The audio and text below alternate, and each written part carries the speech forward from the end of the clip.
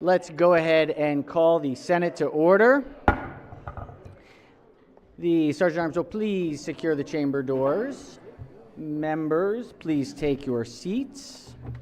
Madam Clerk, please call the roll. Mr. President. All right, Senators, we are very pleased this morning to have the Reverend Cheryl Menendez of Light of the World Family Ministries in Glen Burnie, Maryland, guest of the distinguished senator from the 32nd District. Please rise for the invocation. Thank you. O Lord our God, this afternoon we invite your sacred presence into this assembly to strengthen us with your guidance and unity as we seek pathways to unite us for the good of our citizens we represent in this closing session of the 446th Maryland General Assembly. We ask that you empower us with wisdom, strength, and insight to complete the assignments necessary for the lives we vow to represent and protect with integrity, I pray. I pray for each member to be renewed in strength as they make decisions that will impact the lives of over 6 million residents for our great state of Maryland, whom you represent. Father, we realize this assembly has had many pieces of legislation that affect the 47 districts represented by 47 senators and 141 delegates, impacting laws necessary for the welfare of our beloved state and its citizens. We ask for unity. We ask for olive branches to be extended that will connect policies having impact on our educational system while shifting learning strategies in the right direction for youth to improve opportunity gaps, mental health needs, strategies, physical health, public safety, food equity, child care, decrease in our homeless population, and state fiscal strategies for the good of all. We pray for our state challenges and losses that we have due to the Francis Scott Key Bridge collapse. This tragedy has created an unexpected complexity for our state, our county, our country, supply chains, and economy with lots of missing pieces. We ask for your help for our Governor Westmoreland and his family with these new unexpected challenges and their impact on the families of victims, first responders, state, senators, delegates, and citizens. Give us new strategy that must be implemented. Teach us how to work together with your wisdom and much needed guidance. Help us to connect and work to build together. Help our focus to align with strategies for our state. Help us to improve the well-being of our citizens of the state of Maryland, regardless of ethnicity, belief, age, gender, or status. We ask for your divine guidance. We ask for peace. We ask for wisdom, strength, for our work to be effective in order for us to complete our assignment. Cover our families, renew our strength, improve our health, guide us in peace. I humbly place this petition before you today, this 8th day of April, 2024, as we await the impending solar eclipse. These requests we submit in the mighty, omnipotent name of Jehovah. I pray, amen. I recognize the senator from the 32nd District. Thank you, Mr. President, and thank you, Pastor Menendez, for your patience this morning. Pastor Menendez's journey is nothing short of inspirational. Following the sudden loss of her husband, she became the senior pastor of Light of the World Family Ministries in Glen Burnie in my district. With over 30 years of experience as the executive director of Restoration Community Development Corporation, she's fostered impactful partnerships with various organizations, most especially the Anne Arundel County Public Schools, to work with the children with mental health issues. Her dedication to serving the community is evident through her involvement in key initiatives like the AIDS, HIV Commission, Infant Mortality, and the Anne Arundel County Partnership for Children, Youth, and Families. We appreciate Pastor Menendez and the work that she does in our community, and may I have her words, whatever. Be journalized. Without objection, Senator, we will journalize the remarks and appreciate her work in the community for sure. Thank you so much. All right, has everyone recorded their presence? Has everyone recorded their presence? It appears, Senator from District 8, there we go. Clerk will take the call. With 47 members in the chamber and a quorum being present, the Senate of Maryland is now in session for this calendar day sine die. Maybe not quite legislative day, but calendar day sine die. And we got a lot of action today. We're going to be doing as much as we can. We're going to try our best. Some things are going to make it, some things aren't. It is what it is. Let's do introductions. Any guests or introductions? Yes, recognize Senator from District 9. Thank you, Mr. President. Colleagues, in the gallery, I have 3 of my rock star legislative interns. Would you guys all stand, please? There's Victoria Clark, Annie Daly, and Aiden Weschler. And we joke that our office runs on caffeine and interns, but this year it was more interns. They're all at University College Park, and I just thank them so much for their hard work this year. And can we give them a round Senate welcome? Warm Welcome. Welcome. Senator from District 1. Thank you, Mr. President. If my legislative director, Sam Lawrence, and his newly bride, Anna Marie, would please stand. Here's a couple of newlyweds. Excellent. Welcome. Sam does a wonderful job for us, and thank you, everyone, for giving them a warm welcome. Wonderful. Thank you for being here, and thanks for your great work. Senator from the 27th. Thank you, Mr. President. Colleagues, if you would take your attention to the center of the gallery, if you gentlemen would stand up. One is one of my, they're both work in the office, former interns, but now constituent services in the counties we represent. Justin Thompson represents Calvert County for us, and then Demetrius Briscoe represents Prince George and Charles. Hint, hint, we're looking for somebody from Charles to kind of help us with that load. But thank you all very much. They help our office meet the needs of our constituency. Thank you. Welcome. Welcome. Thanks for being here with us. Senator from the 33rd, co-chair of the Protocol Committee. Yes, Mr. President, we have our pages, a group of rock star sine die pages today with us. Our first page is Sydney Hassan from Prince George's County, District 24. Next, we have Indu Budala from Anne Arundel County, District 32. Next, we have Falashade Epabinu from Montgomery County, District 15. Next, we have Flamatu Fofana from Carroll County, District 5. Next, we have Siddharth Ghosh from Comico County, District 37. Laurel Heelskamp from Garrett County, District 1. Anusha Khan from Frederick County, District 3. Rodney McGraw Jr., Baltimore City, District 8. Ina Gomatayo from Prince George's County, District 23. Scott Pauley, Baltimore County, District 30.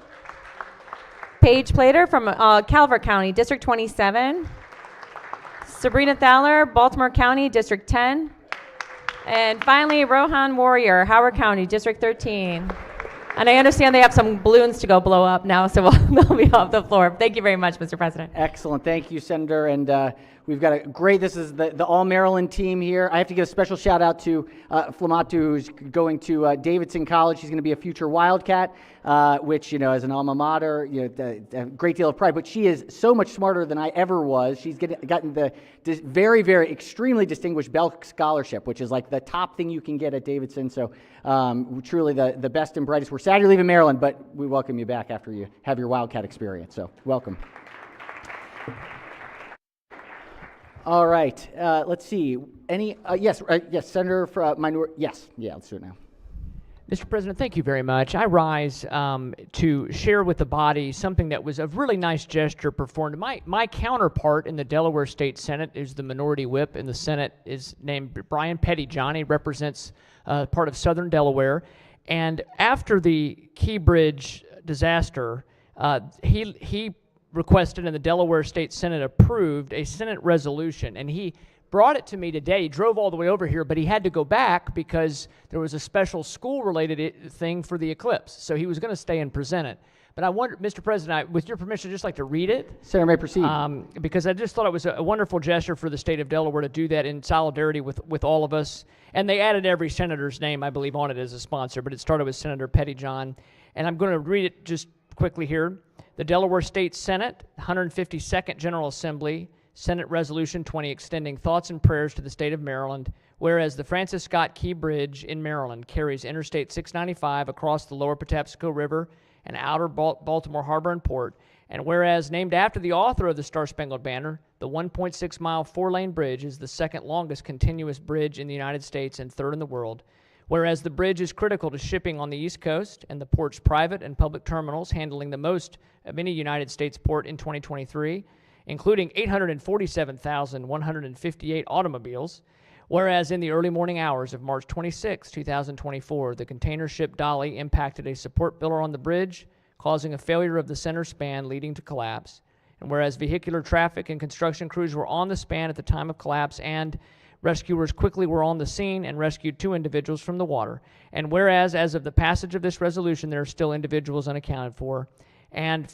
whereas first responders from the state of Maryland and across the region have converged on the area to provide support, now therefore be it resolved by the Senate of the 152nd General Assembly of the state of Delaware that the thoughts and prayers of the people of Delaware are extended to our sister state of Maryland, to the victims' families, and to the first responders who are assisting with the search and recovery effort. The synopsis is, this resolution extends thoughts and prayers from the people of Delaware to our sister state of Maryland, to the families of the victims, and to first responders who are assisting with the search and recovery efforts, authored by Senator Pettyjohn and signed by Ryan Dunphy, who is the Secretary of the Senate. And I just wanted to share that, Mr. President, and thank the Senate of Delaware for standing in solidarity with us here in Maryland as we go through this difficult challenge, and we appreciate them. Excellent. And would we like to, Recognize Senator from District 6. I want to thank the good senator from Delaware doing this, but you know, there have been so many good people throughout our nation that have been kind, and many kind words and many kind deeds, but this has gone above and beyond, Mr. President, and I want to make sure that we have the opportunity to journalize this resolution. Thank you, Mr. President. Without objection, most certainly we will journalize the resolution for the record and for the proceedings. And know Brian very well, Senator Pettyjohn. We actually went to the UVA Emerging Leaders Program back 11 years ago together and have stayed in touch. He's a really, really very decent human, and appreciate it. Perfect. Excellent. All right. Any other? Yes, Senator from the Upper Eastern Shore. Thank you very much, Mr. President. An introduction. In the gallery behind us is Lindsay Thompson, who many here recognize from advocating for very important issues on the Eastern Shore and all of rural Maryland. But I'd like to let everybody know that she has recently been recognized in the 2024 Chesapeake publication Midshore Women to Watch Award. And Women to Watch spotlights the work, dedication, talent, service of women on the Midshore who continue to lead their respective fields and those who embody strength, vitality, leadership, integrity for our community. So if everybody could give Lindsay a warm thank you and congratulations on that very important award. Very good. Welcome and congratulations. Welcome. All right. Any other introductions? Senators, you'll know, I don't know if anybody's gone to sort of church bingo or the, played cards at any casino, the little talisman of luck. So I have this is from my grandmother from before it's the luck of the Irish one. So we're going to leave it on some of the bills. Maybe they'll make it, maybe they'll not. Lucky for it to get through? Maybe not. I thought Signy died. We'll see. We'll see how it goes. All right. So if there's not anything before we start, without objection, so we consider the reading of the journal from the prior legislative day. We've got message from the House. Let's get rid of those. This is message from the House. These are House Senate bills passed by yeas and nays. Number 8, clerk will read the message. Senate Bill 264, Chair, Education, Energy, and Environment Committee, State Board of Cosmetologists, Sunset Extension, and report. Senate Bill 288, Chair, Education, Energy, and Environment Committee, State Board of Individual Tax Preparers, Sunset Extension, and report. Majority Leader moves to be considered the reading of the bills. Let's go ahead and take up, we have a second reader on layover here. This is layover calendar number 55. Clerk will read the bill.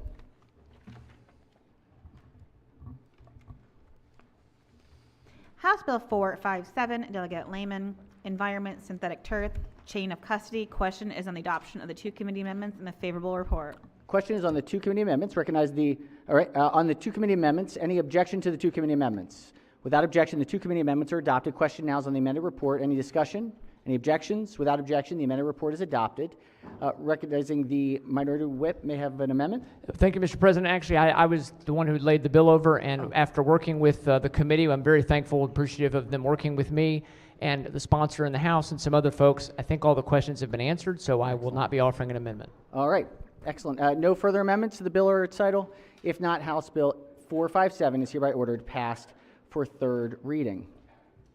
Let's see. We have a conference committee report here. This is House Bill 864. Clerk will read the bill. House Bill 864, Delegate Crosby, Energy Efficiency and Conservation Plans. All right, recognizing the chair on the conference committee report. Thank you, Mr. President. This is the Empower Reform Bill, which we spent a fair amount of time discussing on the floor. And so the only differences to be resolved within the conference committee really had to do with with how Chop Tank, the cooperative on the Eastern Shore, is dealt with. We had kept them entirely out of the bill. The Senate kept them out of the bill. The House had the opposite position, had them entirely in the bill. And so what you see in the conference committee report is a compromise language, which is a modified participation. Let me just start by saying Chop Tank, I think I can represent that they're comfortable with this language. It addresses their concerns, which were primarily about the cost to them of implementation, ratepayer impacts. So what the compromise language outlines is this will give them an opportunity to present information, data to the Public Service Commission over the next year or so, making that case. And then the Public Service Commission will make a decision by October 1st of 2025 as to whether or not it's in the public interest of Maryland to have them fully in the Empower program, which would then, if that is the decision, that would kick in January of 2027. In the meantime, they're in the program in a very limited, modified way until such time as the Public Service Commission makes that determination. So again, the Chop Tank Cooperative is comfortable with this language, and with that, I would move the adoption of the committee report, Mr. President, on House Bill 864. All right, the chair moves for the Senate to adopt the conference committee report. On the report, chair recognizes the minority leader. Thank you, Mr. President. If the floor leader could just yield just Senator may proceed. clarification, Yes, sir. please. Thank you very much. Obviously, Chop Tank Co-op, very important out on the Eastern Shore. I just wanted to make sure you said at the end there that they are required to participate in this as they're putting together information, but at a modified Yes, and participation? I'm looking at the reprint, Mr. Minority Leader, so I guess I would, if you have that in front of you, if you go to page 7, I'm just looking, there's really two sections. There's in page 7, if you look under 7-222, you'll see a subsection A and a subsection B. And so I think best I would describe it is they will be part of, only the part of this bill that will be applicable to them for this interim period would be this smaller portion B, which simply says that they shall include energy efficiency and conservation demand response program as part of their services to the customers, which is much different than the much broader plans that the other utilities will be required to participate. Only after this interim period, and then again, if you look on the same page, you'll see that by October 1st of 2025, after all this information about anticipated costs, bill impacts, a description of the anticipated program offerings, this would be the kind of data Chop Tank, the anticipated cost effectiveness, and a whole bunch of other things. Only then, by October 1st of 2025, would the Public Service Commission make a decision as to whether it's in the public interest to bring them in to the subsection A requirements, which is the much more burdensome bulk of the bill. And that would, even and then, it would only start to apply in full bloom for the cooperative beginning on January 1st of 2027. So of course we'll be here a couple more sessions, so there still may be some opportunities to make modifications, but that's, hopefully that lays out kind of what the compromise language. Thank you. I certainly appreciate that. I just want to, again, make sure that I understand. So Chop Tank will have to provide this information to the PSC. Did they indicate anything about the cost of doing that? Or are they able to do that on their own? Did they mention or anything? The cost of Being able, so they're going to have to make the case to the PSC, Right. and then the PSC will either exempt them Right. from this or say that you need to participate, and it could be at a continued limited level, right? I It mean, could- it will be up yeah. to the PSC to determine that, right? I think the bill's written so it gives PSC flexibility from being completely exempt to something more than that, and that decision will be made by October 1st of 2025 with, again, if it's full implementation, that wouldn't kick in until January of 2027. But yes, in this interim period, they'll have an opportunity to make the case that they made to our committee. Right. And, you know, they're smaller and they made that argument, but this is, again, compromise language that Chop Tank, again, is comfortable with because it gives them an opportunity to make that case about implementation cost, impacts on rates, all the arguments that we did here actually this session. So, Okay. Thank you very much, Mr. Floor Leader, Mr. Chairman. Thank you, Mr. President. Again, I've talked to Chop Tank about this, obviously. I think it is a compromise. Obviously, they were willing to take. There is a concern, and again, I know today is the day that we'll talk about a lot of bills that are in the Senate and a lot of bills that are over in the House that we're waiting to come back to the Senate. So this is going to cost Chop Tank some money to be able to put this report together. It's not the same as just coming into a bill hearing, but it will take a lot of effort and expenses for them to do so. Chop Tank has a bill that the Senate has passed. It's still over in the House that will allow them to be able actually to generate a little bit of revenue that they were supposed to give back to their members. If their members were not available anymore, the Chop Tank could keep it and use it for community-type programs. This would fit very well into being able to pay for something like this to satisfy the concerns that the chairman just mentioned and the committee has mentioned. So again, they're on board with this, but it'd certainly be nice to get that bill back here so they could afford it. I appreciate it. Thank you, Mr. President. Thank you, Senator. All right, question remains on the conference committee, adoption of the conference committee report. Any further discussion? Any objections? Without objection, the Senate concurs with the conference committee report. Madam Secretary, if we could ring the bells. The House Bill 864 is again before the Senate on third reading for final passage. Any discussion? If not, the clerk will call the roll. Mr. President, Has everyone recorded their vote? Anyone wish to change their vote? Explain their vote? If not, the clerk will take the call. With 33 votes in the affirmative, House Bill 864, having received a constitutional majority, is declared passed. It looks like we'll do some things that don't have third reading votes on it after this, or for a little bit here now let's get these messages read across. This is Senate Bill 1, if we could read the message. Senate Bill 1, Senator Augustine, Electricity and Gas Retail Supply Regulation and Consumer Protection. Clerk will read, I think it's the second message now.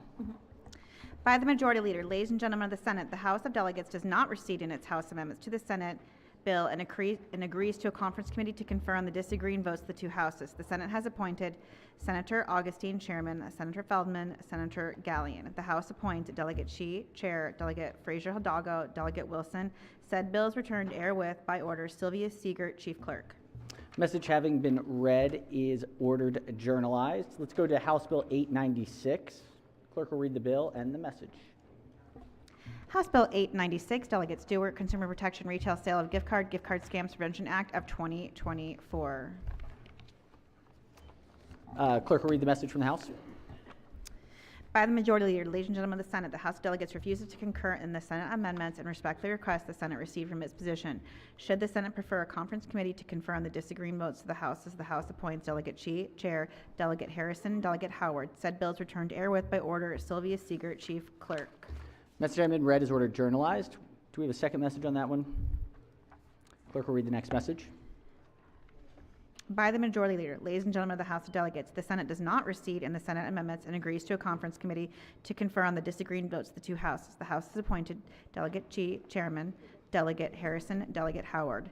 The Senate appoints Delegate Kramer, Chair, Delegate Hayes, Delegate Mounts. Said bills returned to air with, by order, Nicole Alexander, Secretary. Message having been read is adopted. Let's go to House Bill 105.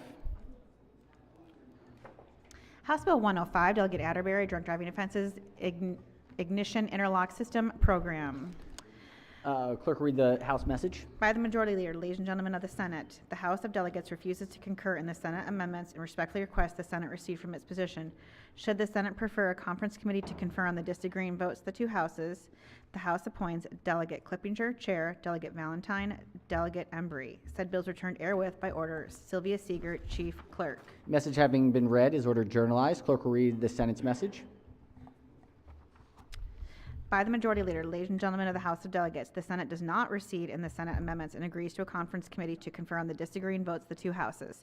The House has appointed Delegate Clippinger, Chair, Delegate Valentine, Delegate Embry. The Senate appoints Senator Waldstreicher, Chair, Senator Muse, Senator Folden. Said bill is returned to air with, by order, Nicole Alexander, Secretary. Message having been read is adopted. We've got another one, House Bill 404. Clerk will read the bill and the House message. House Bill 404, Delegate Woods, Public Safety Wellness Checks Requirements, Gabriel's Law.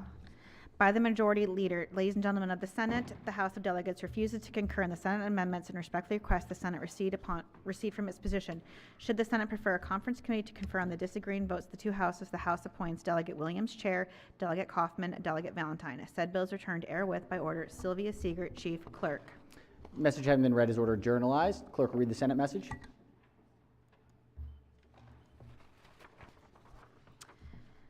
By the majority leader, ladies and gentlemen of the House of Delegates, the Senate does not recede in the Senate amendments and agrees to a conference committee to confer on the disagreeing votes of the two houses.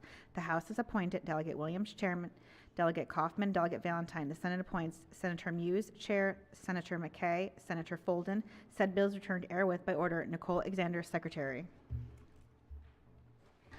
Majority Leader moves so be, message having been read is adopted. We have another series of messages for House Bill 513. House Bill Clerk, read the 513. House Bill 513, the Speaker, Motor Vehicles Work Zone Speed Control Systems Revisions, Maryland Road Workers Protection Act.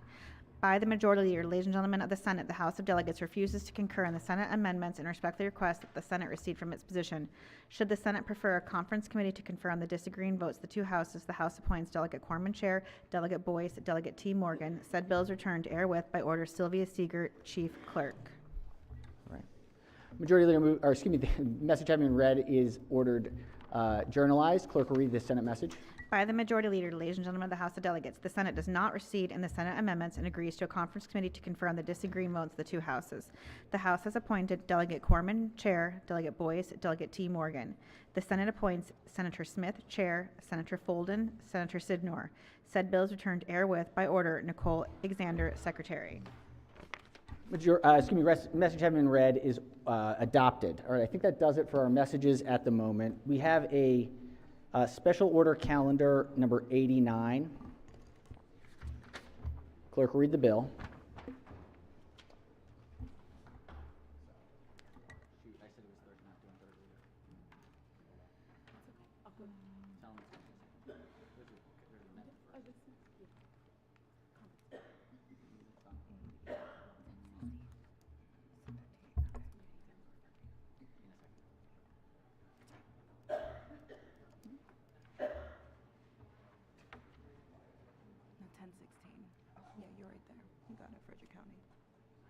Okay, I heard a completely different thing.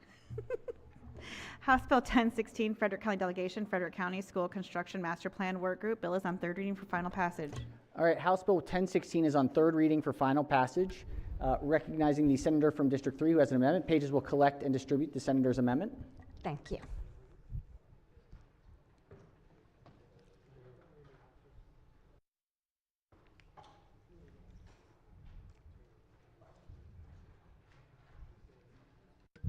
Mr. President.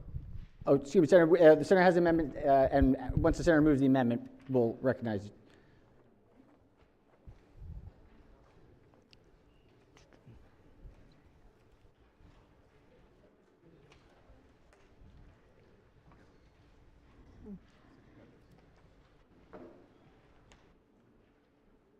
It's coming. There it goes. All right, Senator may explain the amendment. Thank you, Mr. President. This is House Bill 1016, and my amendment reads on page 1 in lines 11 and 13. In each instance, strike based on the recommendation of and substitute in consultation with either the Senate President or the Speaker of the House. I move that amendment. All right, Senator moves the amendment. On the amendment, recognize the senator from District 4. Is this the appropriate time to lay this over under the rule? It would be. It's an objectionable amendment, though. If It's a what? it's an objectionable amendment, motion at this point. So senator can make the motion, but it is objectionable. Okay, I would like to make a motion that we lay it over under the rule, because I don't see I want to be able to clarify the differerences of the language that this is really trying to create. That's fine. It would be an hour if we want to. Is there any objection to the motion if it takes an hour?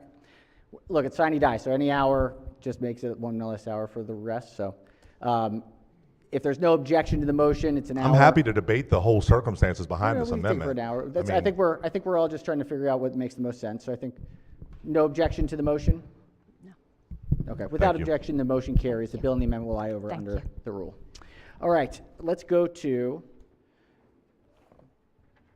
we have a report from the Committee on Rules. This is report number 10. Clerk will read the report.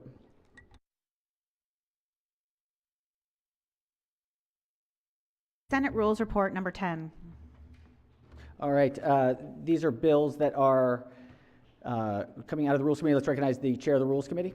Thank you very much, Mr. President. I ask that we re-refer these bills to their appropriate committees. Thank All right, you. the committee moves to re-refer the bills to the appropriate standing committees. Without objection, they will be so referred.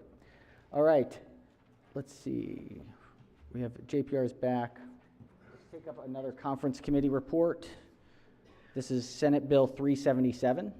Clerk will read the bill.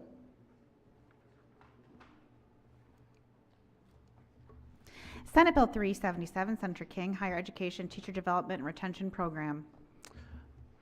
All right, let's go ahead and recognize the chair of the conference committee, Senator from the 43rd. On the conference committee report. Thank you, Mr. President. The Conference Committee on Disagreeing Votes of the two House, we have adopted the following amendments. I ask for the adoption of the Conference Committee report. All right, the conference committee moves, the chair of the conference committee moves that we adopt the conference committee report. Any discussion of the amendments in the conference committee report? Any objections? Without objection, the conference committee report is adopted. Are there any further, Senate Bill 377 is again before the Senate on third reading for final passage. Any discussion? If not, clerk will call the roll. Mr. President, Has everyone recorded their vote? Anyone wish to change their vote? Explain their vote. If not, the clerk will take the call. With 47 votes in the affirmative, Senate Bill 377, having received a constitutional majority, is declared passed. All right, we have everyone here. Let's go. We have some Senate bills on third reading. Let's see if we can get those over in time. At least try. We'll see how they go. This is calendar number 32. Clerk will read the first bill.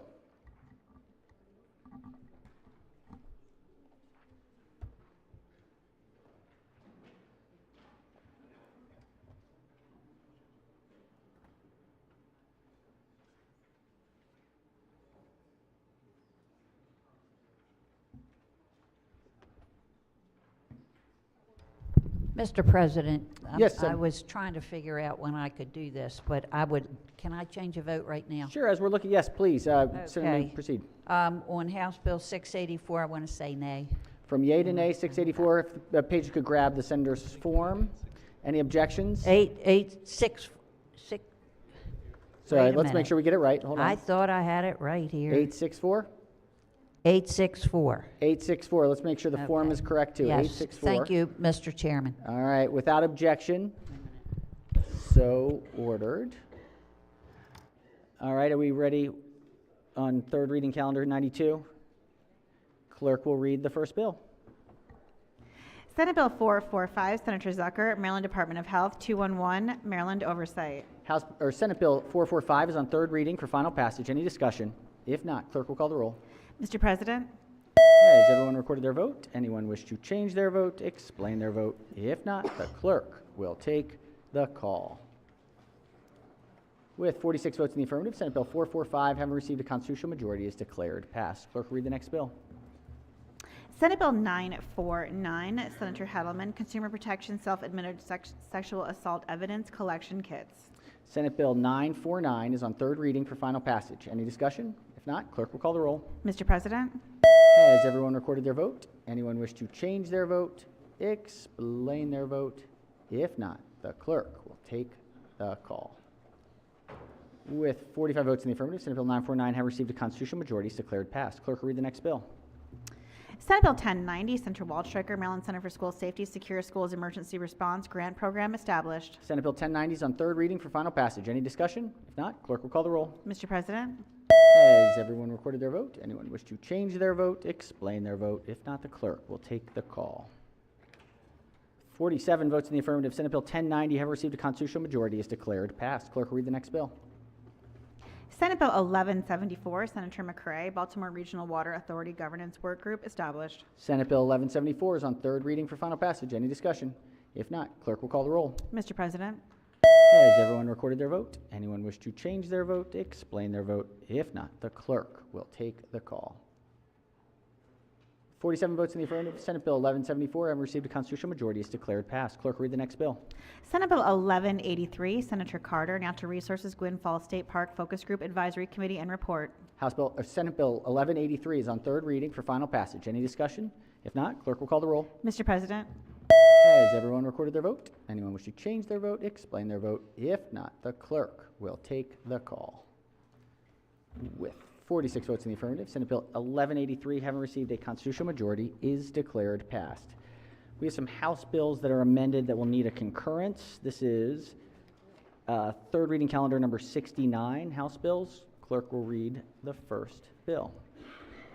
House Bill 242, Chair Economic Matters Committee, State Amusement Ride Safety Advisory Board, sunset repeal. House Bill 242 is on third reading for final passage. Any discussion? If not, clerk will call the roll. Mr. President, Has everyone recorded their vote? Anyone wish to change their vote, explain their vote? If not, the clerk will take the call. With 46 votes in the affirmative, House Bill 242 having received a constitutional majority, is declared passed. Clerk will read the next bill. House Bill 468, Delegate Love, Commission to Advance Lithium-Ion Battery Safety in Maryland. House Bill 468 is on third reading for final passage. Any discussion? If not, clerk will call the roll. Mr. President, Has everyone recorded their vote? Anyone wish to change their vote, explain their vote? If not, the clerk will take the call. 46 votes in the affirmative. House Bill 468 having received a constitutional majority, is declared passed. Clerk will read the next bill. House Bill 613, Delegate Boyce, Natural Resources, Recreational Catching of Oysters or Clams Requirements. House Bill 613 is on third reading for final passage. Any discussion? If not, clerk will call the roll. Mr. President, Has everyone recorded their vote? Anyone wish to change their vote, explain their vote? If not, the clerk will take the call. 45 votes in the affirmative. House Bill 613 having received a constitutional majority, is declared passed. Clerk will read the next bill. House Bill 1393, Delegate Crosby, Electric System Planning, Scope and Funding. House Bill 1393 is on third reading for final passage. Any discussion?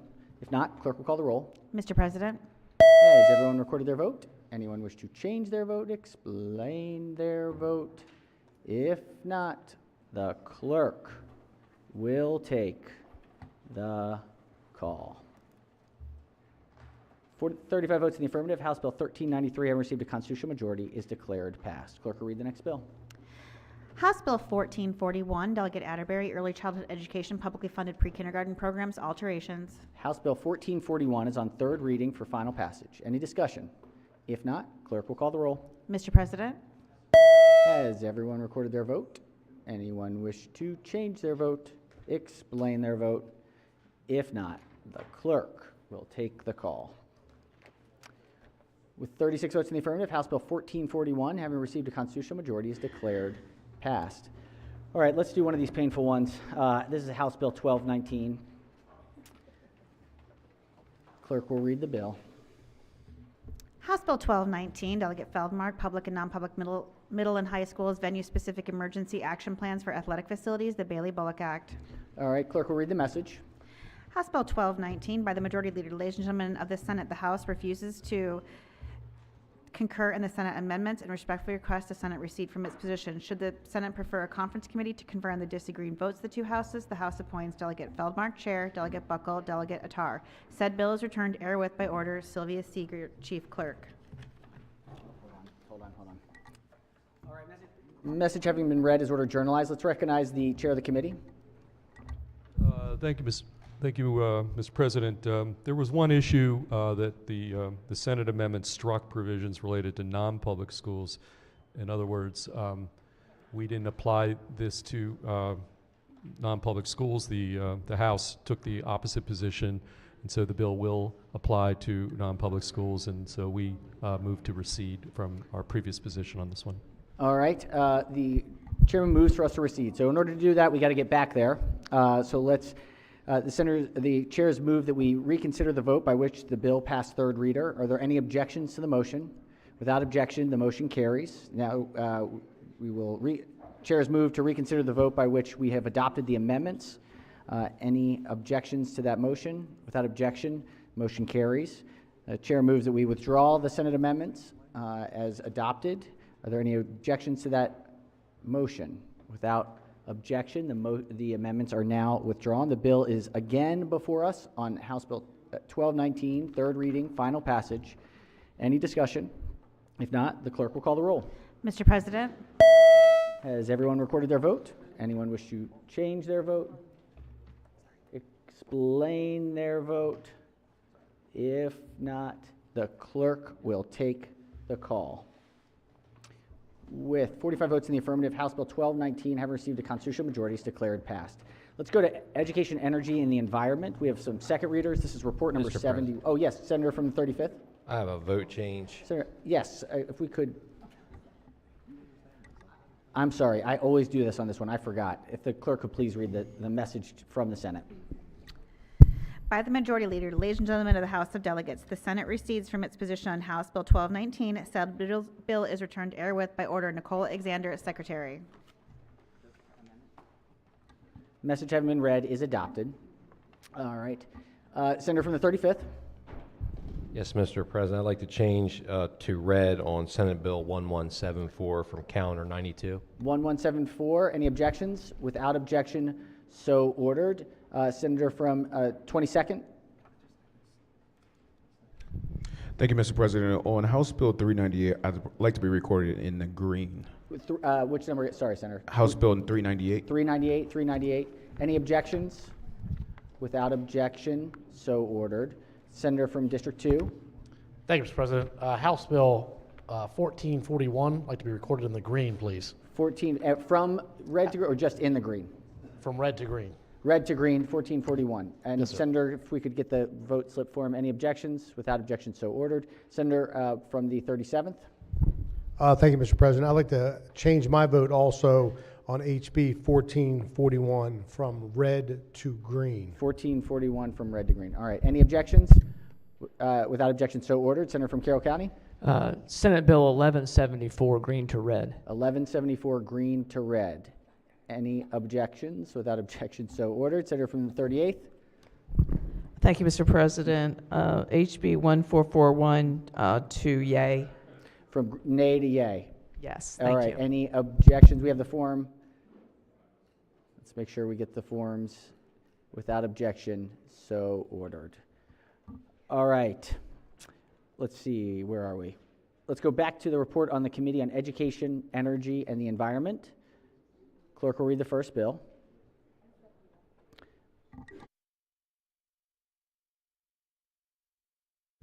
House Bill 131, Delegate Stewart, Housing Development Permit Applications, Local Reporting Requirements, favorable. Local housing requirements, House Bill 131 out of EEE. Recognize the senator from the 43rd as the floor leader. Thank you, Mr. President. House Bill 131 requires that the Department of Housing and Community Development collect annually a report of local jurisdictions' permit applications. There are no committee amendments. I move for the adoption of the favorable committee report. All right, the senator moves for the adoption of the favorable committee report. Any discussion? Any objection? Without objection, the favorable committee report is adopted. Are there any amendments to the bill or its title? Seeing none, House Bill 131 is hereby ordered passed for third reading. Clerk, read the next bill. House Bill 577, Delegate Grossman, Housing and Community Development Study on the Establishment of a Homeless Shelter Licensing Program, favorable with one amendment. Recognizing the senator from the 43rd. Thank you, Mr. President. HB 577 is identical to the Senate Bill 1107, which, as amended, mandates a study of best practices for setting up a licensing program for homeless shelters in Maryland. There is one committee amendment. It requires that the amendment, that DHCD consult with local governments, and it requires a report to 2 standing committees of the General Assembly. The vote was unanimous in committee. I request the adoption of the committee amendment and the favorable committee report. All right, the senator moves for the adoption of the one committee amendment and the favorable committee report. On the amendment, any discussion? Any objection? Without objection, the one amendment is adopted. Question now is on the amended report. Any discussion? Any objection? Without objection, the favorable committee report as amended is adopted. Are there any further amendments to the bill or its title? Seeing none, House Bill 577 is hereby ordered passed for third reading. Clerk will read the next bill. House Bill 859, Delegate A. Johnson, Real Estate Brokers Licensing, License Renewals, and Continuing Education, favorable with one amendment. House Bill 859, let's see, we've got another licensing renewal, continuing ed, EEE. Senator from the 23rd recognizes the floor leader. Mr. President, I spoke to the senator who wanted to who special ordered the bill. We've resolved all differences, and we So like this to one is, move I this think bill. this one is the floor. This is on second reader.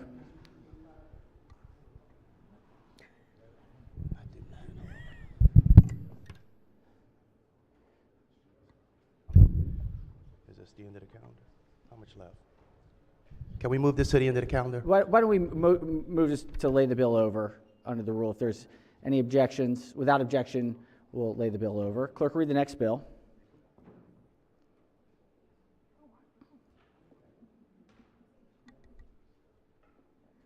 House Bill 999, Delegate Hill, Work Group on Establishing a Science and Technology Best Practices and Innovation Network, favorable.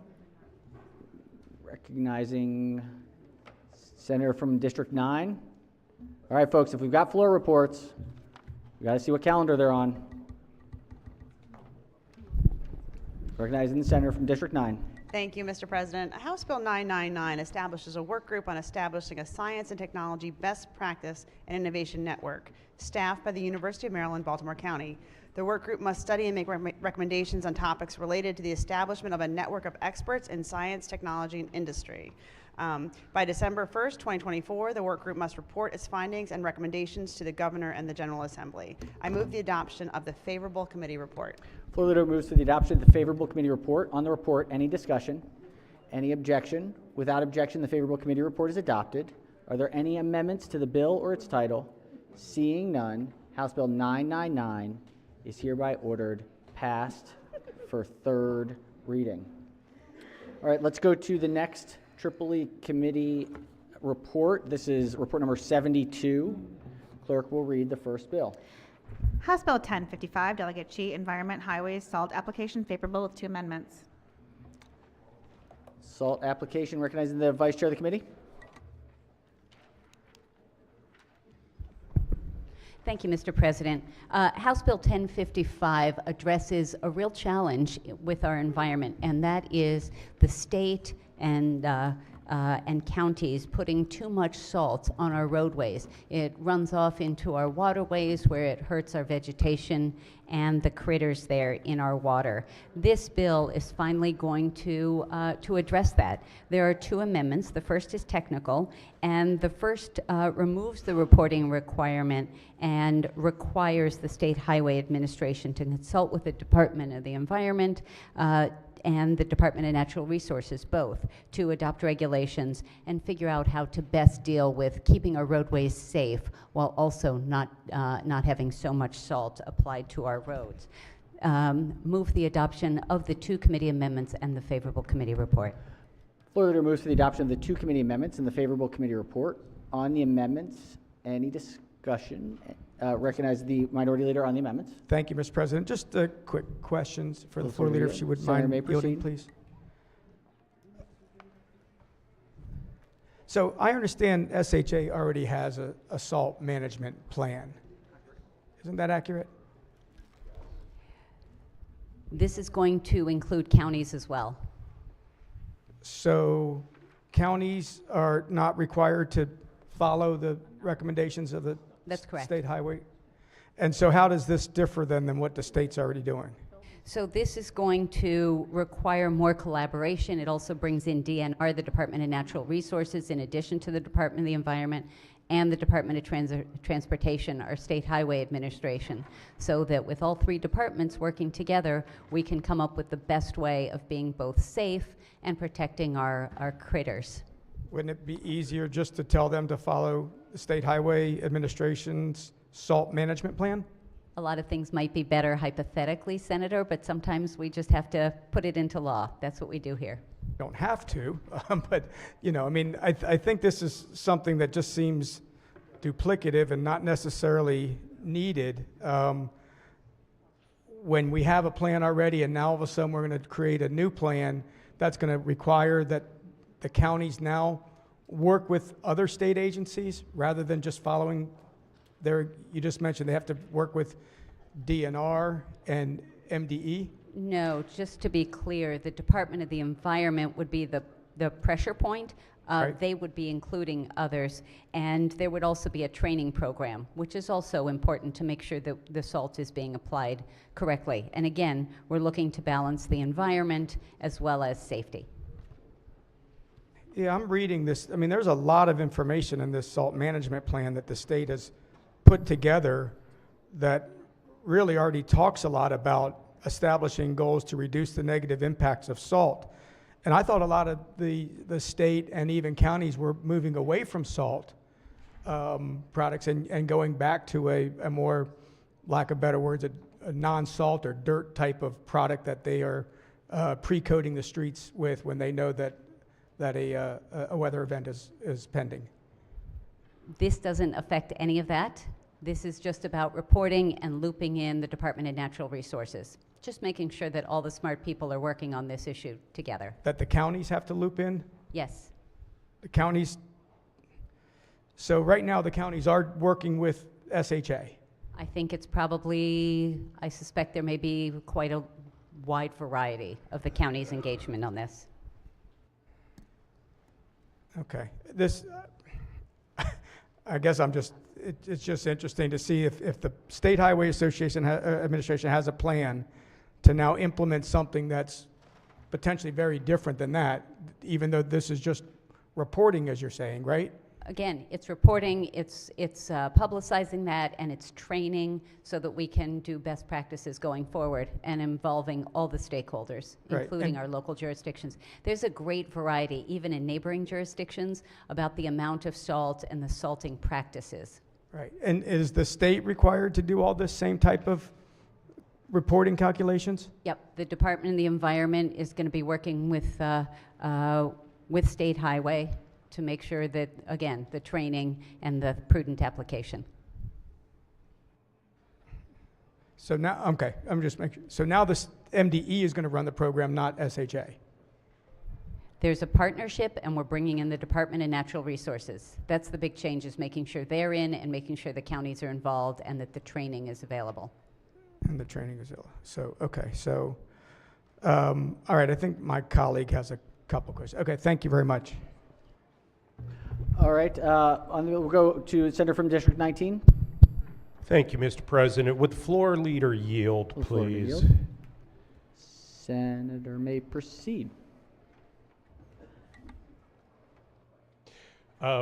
Thank you. I too have a very similar question as to how this differs from what the state has been doing for better than a decade now, with State Highway having produced very clear best practices that they're required to update regularly, publish and provide to all jurisdictions that I thought were applicable to all jurisdictions in the state, as well as the State Highway Administration.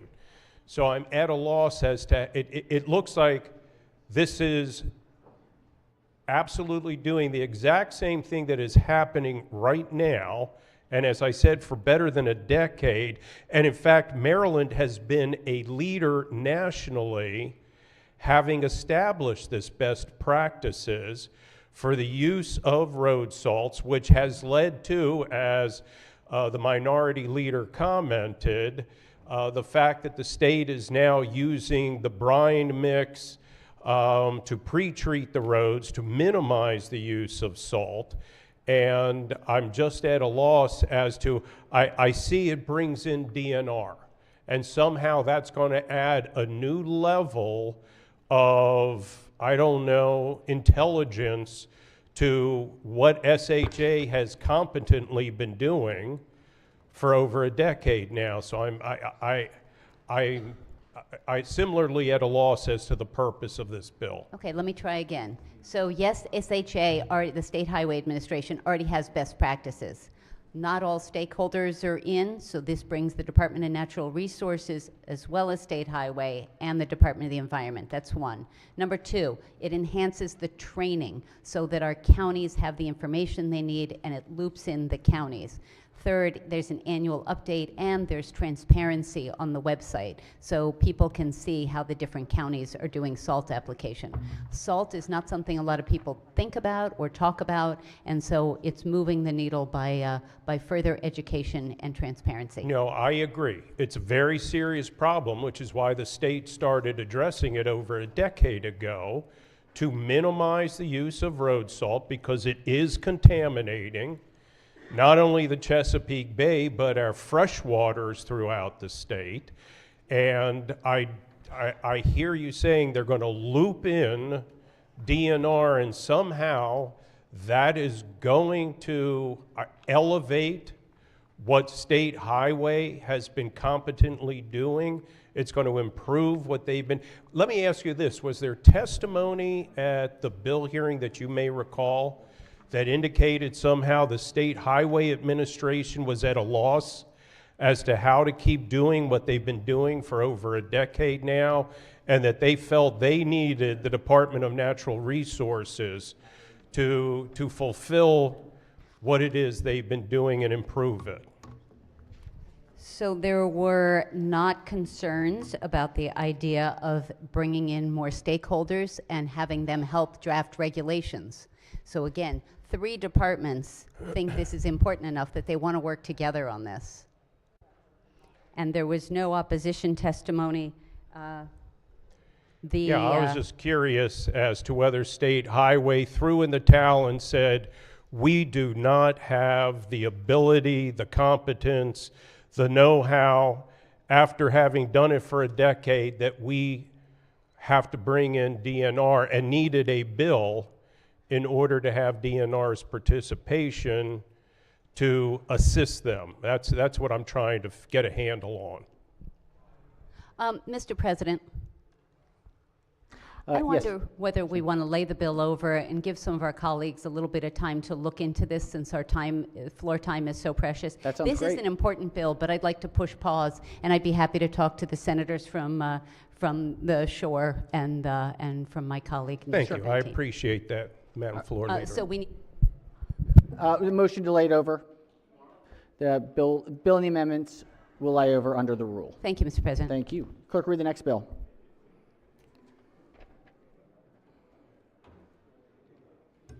House Bill 1097, Delegate Guyton, State Board of Veterinary Medical Examiners, Veterinary Technicians, and Veterinary Assistants, favorable with 2 amendments. Recognize the senator from District 3. Thank you, Mr. President. This bill addresses the shortage of veterinarians in the state of Maryland, and in particular, the shortage of vet care in our homeless shelters. Not homeless, our rescue shelters. What this bill does is it authorizes a veterinary assistant to perform certain duties under the direct supervision or immediate supervision of a veterinary practitioner or veterinary technician. And it also allows a veterinary technician to perform certain duties under the direct supervision or indirect supervision of a veterinary practitioner as specified. Finally, the bill requires the State Board of Veterinary Medical Examiners to develop regulations that will identify a pathway for currently employed veterinarian assistants to become veterinary technicians. This bill passed unanimously in committee. There are 2 amendments. One is technical. The other removes the state board's regulation requirements. There was no opposition to this bill.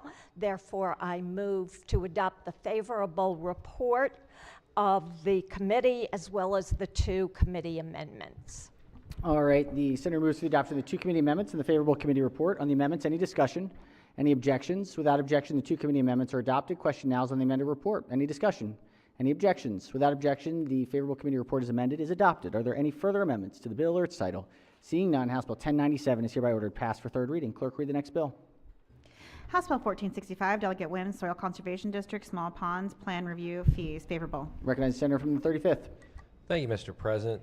This bill authorizes a soil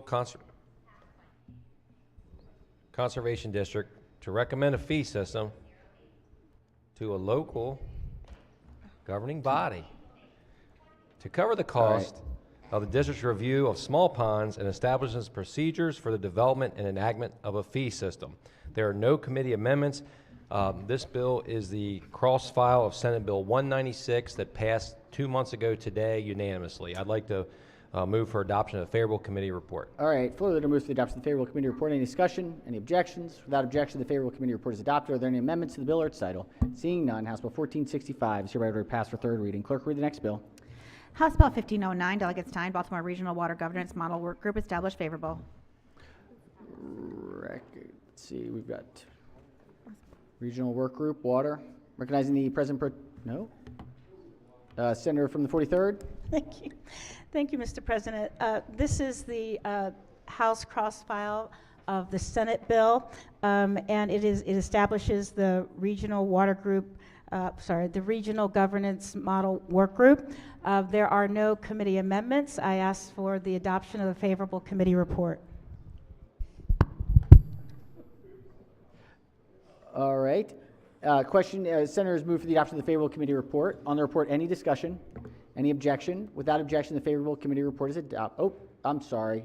Do we have an amendment? I just had one question, but if you've already adopted the report. I moved a little too quickly. Let's go ahead and let's pull that back. I didn't see it. Only because, thank you, Mr. President, for the floor to yield. Only because I voted against this on last time through the Senate bill, but the reason is not, I don't generally want to not support a local related bill, but I was curious, why is the state paying for Baltimore County and Baltimore City to look at doing this? Because it looked like there's a $500,000 fiscal note on it. So water is a state resource, and it is currently, this particular water system not only serves Baltimore City and Baltimore County, but portions of Howard County and Anne Arundel County. So, okay, why are they not involved in the work group? I believe they are. Oh, they I'm are? not sure Okay. if you would look at the, the bill, they are involved. My apologies. They don't just- have as many members, but they are involved. Okay. All right. Well, it talked about Baltimore City and Baltimore County governments, so that's why I didn't know that the other counties were involved. So Yes, we are being very inclusive. that's good. Again, though, is this to benefit these counties, or is it to benefit the whole state? And I guess your Well, I believe argument it is benefits the whole state when our constituents we're able to ensure affordable, clean water. to 4 counties. Yeah, okay. Okay, no, all right, that actually makes a little more sense, because before, that's the reason I voted no, is I just wasn't sure why we were Right. having to pay for Yeah. jurisdictions and to there's get together and students all talk. over the state that go to the colleges in Baltimore City, and they drink the water as well. So it's a statewide bill. All right. All right. Thank you very much for answering wanted my to make sure. questions. Thank you. Appreciate it, Mr. President. All right. Let's see. All right, we've adopted the favorable committee report. Are there any further amendments to the bill or its title? Seeing none, House Bill 1509 is hereby ordered passed for third reading. Clerk, read the next bill. House Bill 1511, Delegate Love, Forest Conservation Act modifications, favorable with 4 amendments. Recognize the senator from District 9. Thank you, Mr. President. Colleagues, last year we passed the Forest Conservation Act, and this is a technical bill which delays most of the implementation of the law until fiscal year of '27. The bill delays the effective date of specified provisions of chapters 541 and 542 of 2023, which modify the state law for forest preservation and retention, until July 1 of 2026. The bill correspondingly moves back specified dates related to the applications of chapters 541 and 542. There are 4 committee amendments. The amendments make more technical changes to prevent certain provisions and definitions relied upon by these chapters, and repealing before chapters 541 and 542 come into effect on July 1st of 2026. I move the 4 committee amendments and the favorable committee report. All right, Senator moves to the adoption of the 4 committee amendments and the favorable committee report. On the amendments, any discussion? Any objections? Without objection, the 4 committee amendments are adopted. Question now is on the amended report. Any discussion? Any objections? Without objection, the amended report is adopted. Senator has a set of amendments. Pages will collect and distribute the senator's amendments.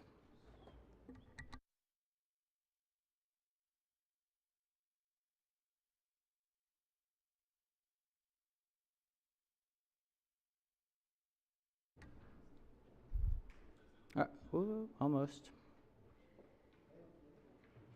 Ready? All right, Senator may explain the amendments. This is the 5th technical amendment from the committee. It's longer than it needs to be, but basically on page 6, we are just exempting solar photovoltaic facilities from an afforestation requirement under the Forest Conservation Act that was intended to come into effect of July 2024. So the net effect is that it does come into effect in 2024. All right. I move the amendment. Senator moves the committee amendment. Any objections to the committee amendment? Without objection, the amendment is adopted. Question now is on, or excuse me, are there any further amendments to the bill or its title? Seeing none, House Bill 1511 is hereby ordered passed for third reading. All right, let's go to report number 73. Clerk will read the first bill. House Bill 420, Delegate Lehman, State and Local Parks, Play Area Accessibility, Recreation Community Boards, Pilot Program, favorable. All right, we've got 420.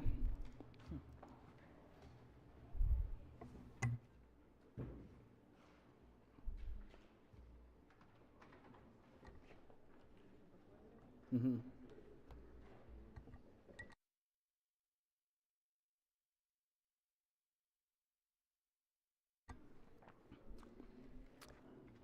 House Bill 420. Vice Chair.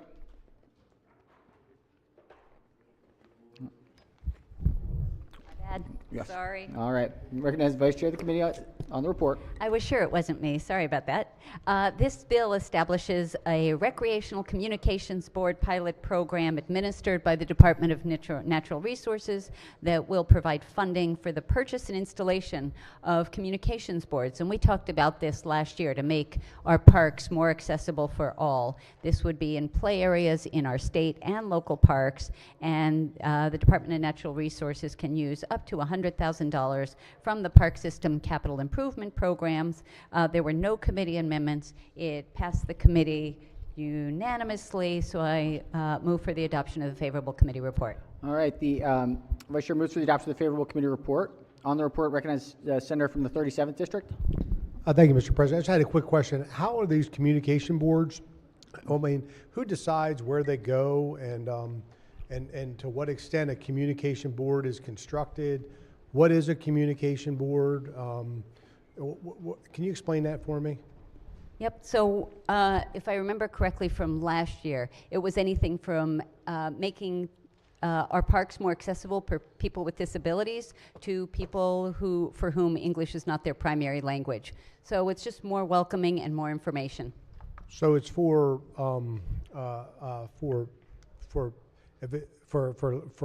language issues, and it's also for speech issues. Is that what these are intended to address? I'm going to read you what it is in the bill because it does define. Communications Board, as amended by the House, means a device that displays photos, symbols, or illustrations with words and Braille to supplement or replace spoken language as a means of expression and communication. So again, as I said, it helps for people with disabilities or people for whom English is not their primary language, and that's the way it's defined. Yeah, and I read the bill real quickly, just taking a look, just to make sure, because playgrounds, it's always a problem. The expense and the difficulties of constructing a playground and maintaining them. The bill is not mandatory. This is a pilot program right now, correct? Indeed, it is a pilot, and it is not playgrounds. We're not talking about every school. These are state parks. Okay, thank you. All right, questions on the favorable committee report. Any further discussion?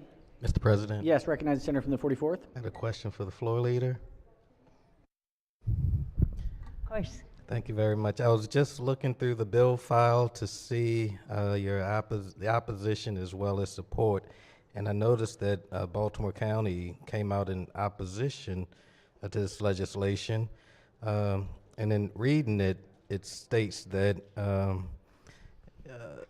Baltimore County Department of Recs and Parks, alongside with other parks and recreation agencies throughout the state, consistently oppose any directed use of program open space funding.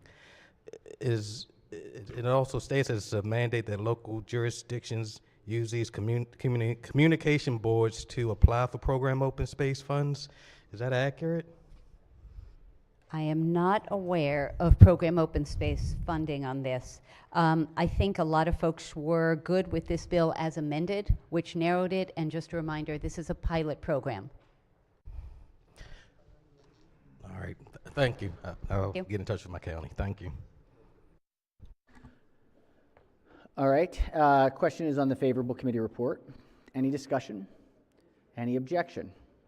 Without objection, the favorable committee report is adopted. Are there any amendments to the bill or its title? Seeing none, House Bill 420 is hereby ordered passed for third reading. Clerk, read the next bill. House Bill 437, Delegate Wyville, Maryland Zero Emission Electric Vehicle Infrastructure Council membership, favorable. Recognize the chair of the committee. Yes, thank you, Mr. President. All this bill does is alter the composition of the Maryland Zero Emission Electric Vehicle Infrastructure Council to add, number one, the Secretary of General Services, or his or her designee. Number two, another member, so that existing representation from a plug-in electric drive vehicle manufacturer can be bifurcated to encompass both light and heavy-duty vehicle manufacturers. Other membership in the interim and final report due dates for the council are clarified, and the provisions related to the council are codified. Mr. President, there are no amendments, and therefore I move adoption of the favorable committee report. And there was no bill passed unanimously. All right, chair moves for the adoption of the favorable committee report. Any discussion and any objection? Without objection, the favorable committee report is adopted. Are there any amendments to the bill or its title? Seeing none, House Bill 437 is hereby ordered passed for third reading. Clerk will read the next bill. House Bill 545, Delegate Mariku North, Janet L. Hoffman Loan Assistance Program, Nancy Grasmick, Public School Professional Award, Public School Nurses. Recognize the senator from District 3. Thank you, Mr. President. This bill simply extends the Janet Hoffman Loan Assistance Repayment Program to our public school nurses. They will have the same kind of commitment requirements that other professionals have had who qualify for this loan repayment program. We all know our school nurses are on the front line for identifying health problems. This bill was passed unanimously in committee, no amendments. Therefore, I move for adoption of the favorable committee report. Floor leader moves for the adoption of the favorable committee report. On the report, any discussion? Any objections? Without objection, the favorable committee report is adopted. Are there any amendments to the bill or its title? Seeing none, House Bill 545 is hereby ordered passed for third reading. Clerk will read the next bill. House Bill 1012, the Speaker, state officers and employees requires surety bonds, insurance policies authorized favorable. Recognize the senator from the 23rd. Thank you, Mr. President. Colleagues, this bill is a cross-file to SB 775, which passed the Senate unanimously. It repeals provisions under the state government article pertaining to the Maryland State Employees Surety Bond Committee and transfers specified duties of the committee to the state treasurer. The bill also authorizes specified officers and employees of the state who are required to be covered by surety bonds to affirmatively be covered by insurance policies of the type and in the amount of coverage determined by the state treasurer. There are no committee amendments. I move adoption of the favorable committee report. All right, the floor leader moves for the adoption of the favorable committee report. Any discussion? Any objections? Without objection, the favorable committee report is adopted. Are there any amendments to the bill or its title? Seeing none, House Bill 1012 is hereby ordered passed for third reading. Clerk will read the next bill. House Bill 1147, Delegate Guyton, Environment, Playground Surfacing Materials Prohibitions, favorable. Recognizing the Vice Chair of the Committee. Thank you, Mr. President. This bill is going to help keep our kids safe, and this one does deal with playgrounds and not the parks. It says that you can't buy, purchase, solicit, install a playground with more than 90 parts per million of lead, and there is sometimes PFAS, which we have been working very hard in Maryland to ban, and so this is going to keep our playgrounds safe. Just wanted to let you know, initially there were concerns from MACO, the Maryland Association of Counties, and the Maryland Municipal League. They have submitted that testimony in error, and they are fine with the bill as passed by the House. There are no committee amendments in the Senate, so I move for the adoption of the favorable committee report. All right, the floor leader moves for the adoption of the favorable committee report. Any discussion? Yes, recognizing the minority whip on the. Thank you, Mr. President. The floor leader would yield for just a couple of questions. Senator may proceed. This is all prospective, correct? Yes, very important. Thank you. And what was the impetus for this? We certainly don't want lead in anything. Can you talk to me about, first, what was the impetus for this bill coming? Have children been injured? Have we seen some health issues arise? I can't speak to why the delegate sponsored the bill, but the House and now the Senate committee anyway has determined that it's really good legislation, thoughtful, and it will keep our kids safer. We want leads. We've taken it out of our housing. We want to take it out of our playgrounds where kids are having fun, and we want them to be safe. Absolutely, and I think the lead is one topic, and the PFAS is another. Now, PFAS is not great, but it does find itself, you can find it in a lot of things, and sometimes even almost, the 90 parts per, is it 90 parts per billion lead? Is that I think that's the measurement in the bill? No, it's, 90 parts per million, not billion. Okay, great, no, that's right, per million. Is that I'm not asking for either one of us to be chemists, but is that a standard that's sort of the normal levels for what we watch out for? There is a range, actually. I was just doing some quick research, and any amount is toxic, as we know, and so that's why we are trying to work our way towards, again, and as you said, importantly, prospectively. And PFAS, the PFAS chemicals generally are in there unintentionally or intentionally, that were previously intentionally added. So we just want to make sure that PFAS isn't being added to anything on our playgrounds either, and this deals with both. I see. So if something was put into even prospectively and it had some PFAS in it, but it wasn't intentionally added, correct, it would probably have to have intentionally been added, probably. Okay, all right. Thank you very much. Thank you, Mr. President. All right. On the favorable report, any further discussion? Any objections? Without objection, the favorable committee report is adopted. Are there any amendments to the bill or its title? Seeing none, House Bill 1147 is hereby ordered passed for third reading. Clerk, read the next bill. House Bill 1195, Delegate Palakovich Carr, Child Care Providers, Anaphylactic Food Allergies, Guidelines and Indemnity, Elijah's Law, favorable. Recognizing the Vice Chair of the committee. Thank you, Mr. President. Hopefully this one will be easier. If this keeps our kids safe who have allergies in schools. We've passed this before. We passed the Senate bill.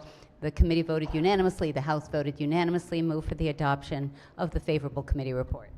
All right, the Vice Chair moves to the adoption of the favorable committee report. Any discussion? Any objections? Without objection, the favorable committee report is adopted. Are there any amendments to the bill or its title? Seeing none, House Bill 1195 is hereby ordered passed for third reading. Let's go to report number 74, Education, Energy, and the Environment. One bill here. House Bill 773, Delegate D. Jones, Human Services, Individuals with Disabilities and Service Disabled Veterans Voting Fund, favorable. Recognize the senator from District 9. Thank you. Colleagues, House Bill 773 is the exact cross-file of Senate Bill 597, which passed this body unanimously. It establishes the Individuals with Disabilities and Service Disabled Veterans Voting Fund. There are no committee amendments. I move the adoption of the favorable committee report. Floor leader moves to the adoption of the favorable committee report. Any discussion? Any objection? Without objection, the favorable committee report is adopted. Are there any amendments to the bill or its title? Seeing none, House Bill 773 is hereby ordered passed for third reading. We have another out of Education, Energy, and the Environment. This is Special Order Calendar 85. Clerk will read the bill.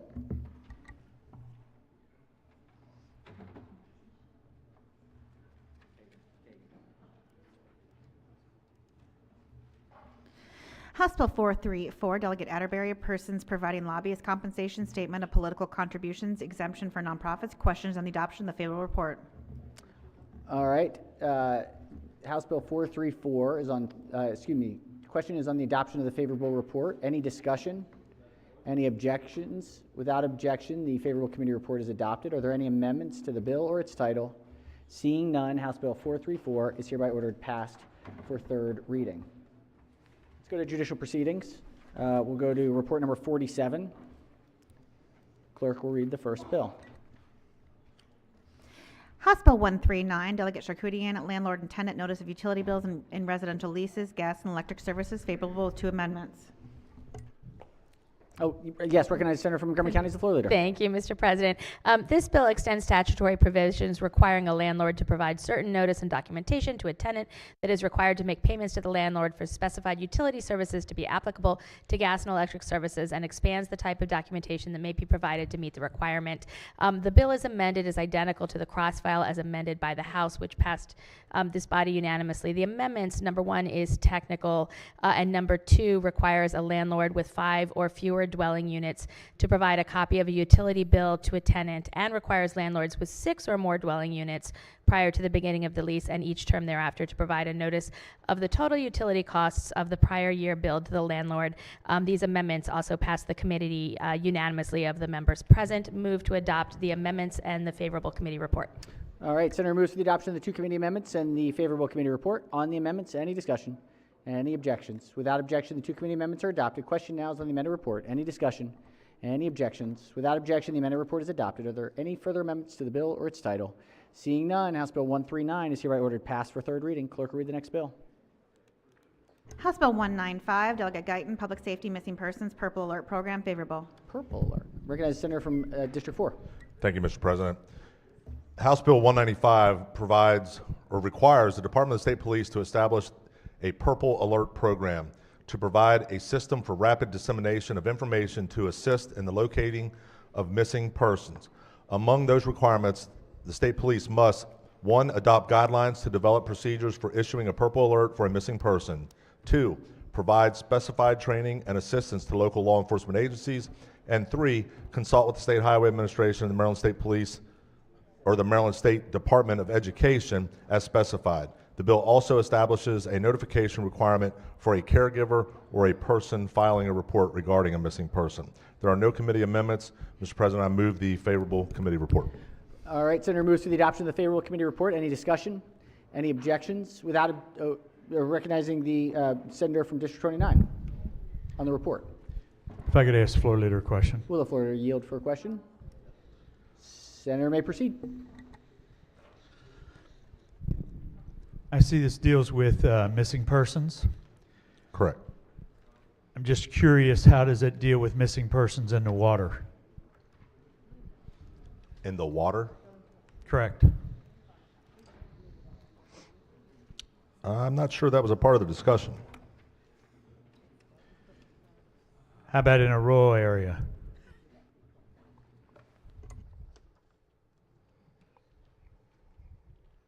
So it says that the Department of State Police will consult with relevant stakeholders representing the citizens with disabilities, as well as the county and municipal law enforcement agencies on procedures and guidelines to handle the report. Thank you. Thank you. Thank you, Mr. President. Thank you, Senator. All right, on the report, any further discussion? Any objections? Without objection, the favorable committee report is adopted. Are there any amendments to the bill or its title? Seeing none, House Bill 195 is hereby ordered passed for third reading. Clerk will read the next bill. House Bill 531, Delegate Embry, Correctional Services, Parole Supervision Fees, and Drug and Alcohol Abuse Test Payment, repeal, favorable. Recognize the senator from the 41st. Thank you, Mr. President. This bill is identical. Wait, this is House Bill 5. This bill is House Bill 531.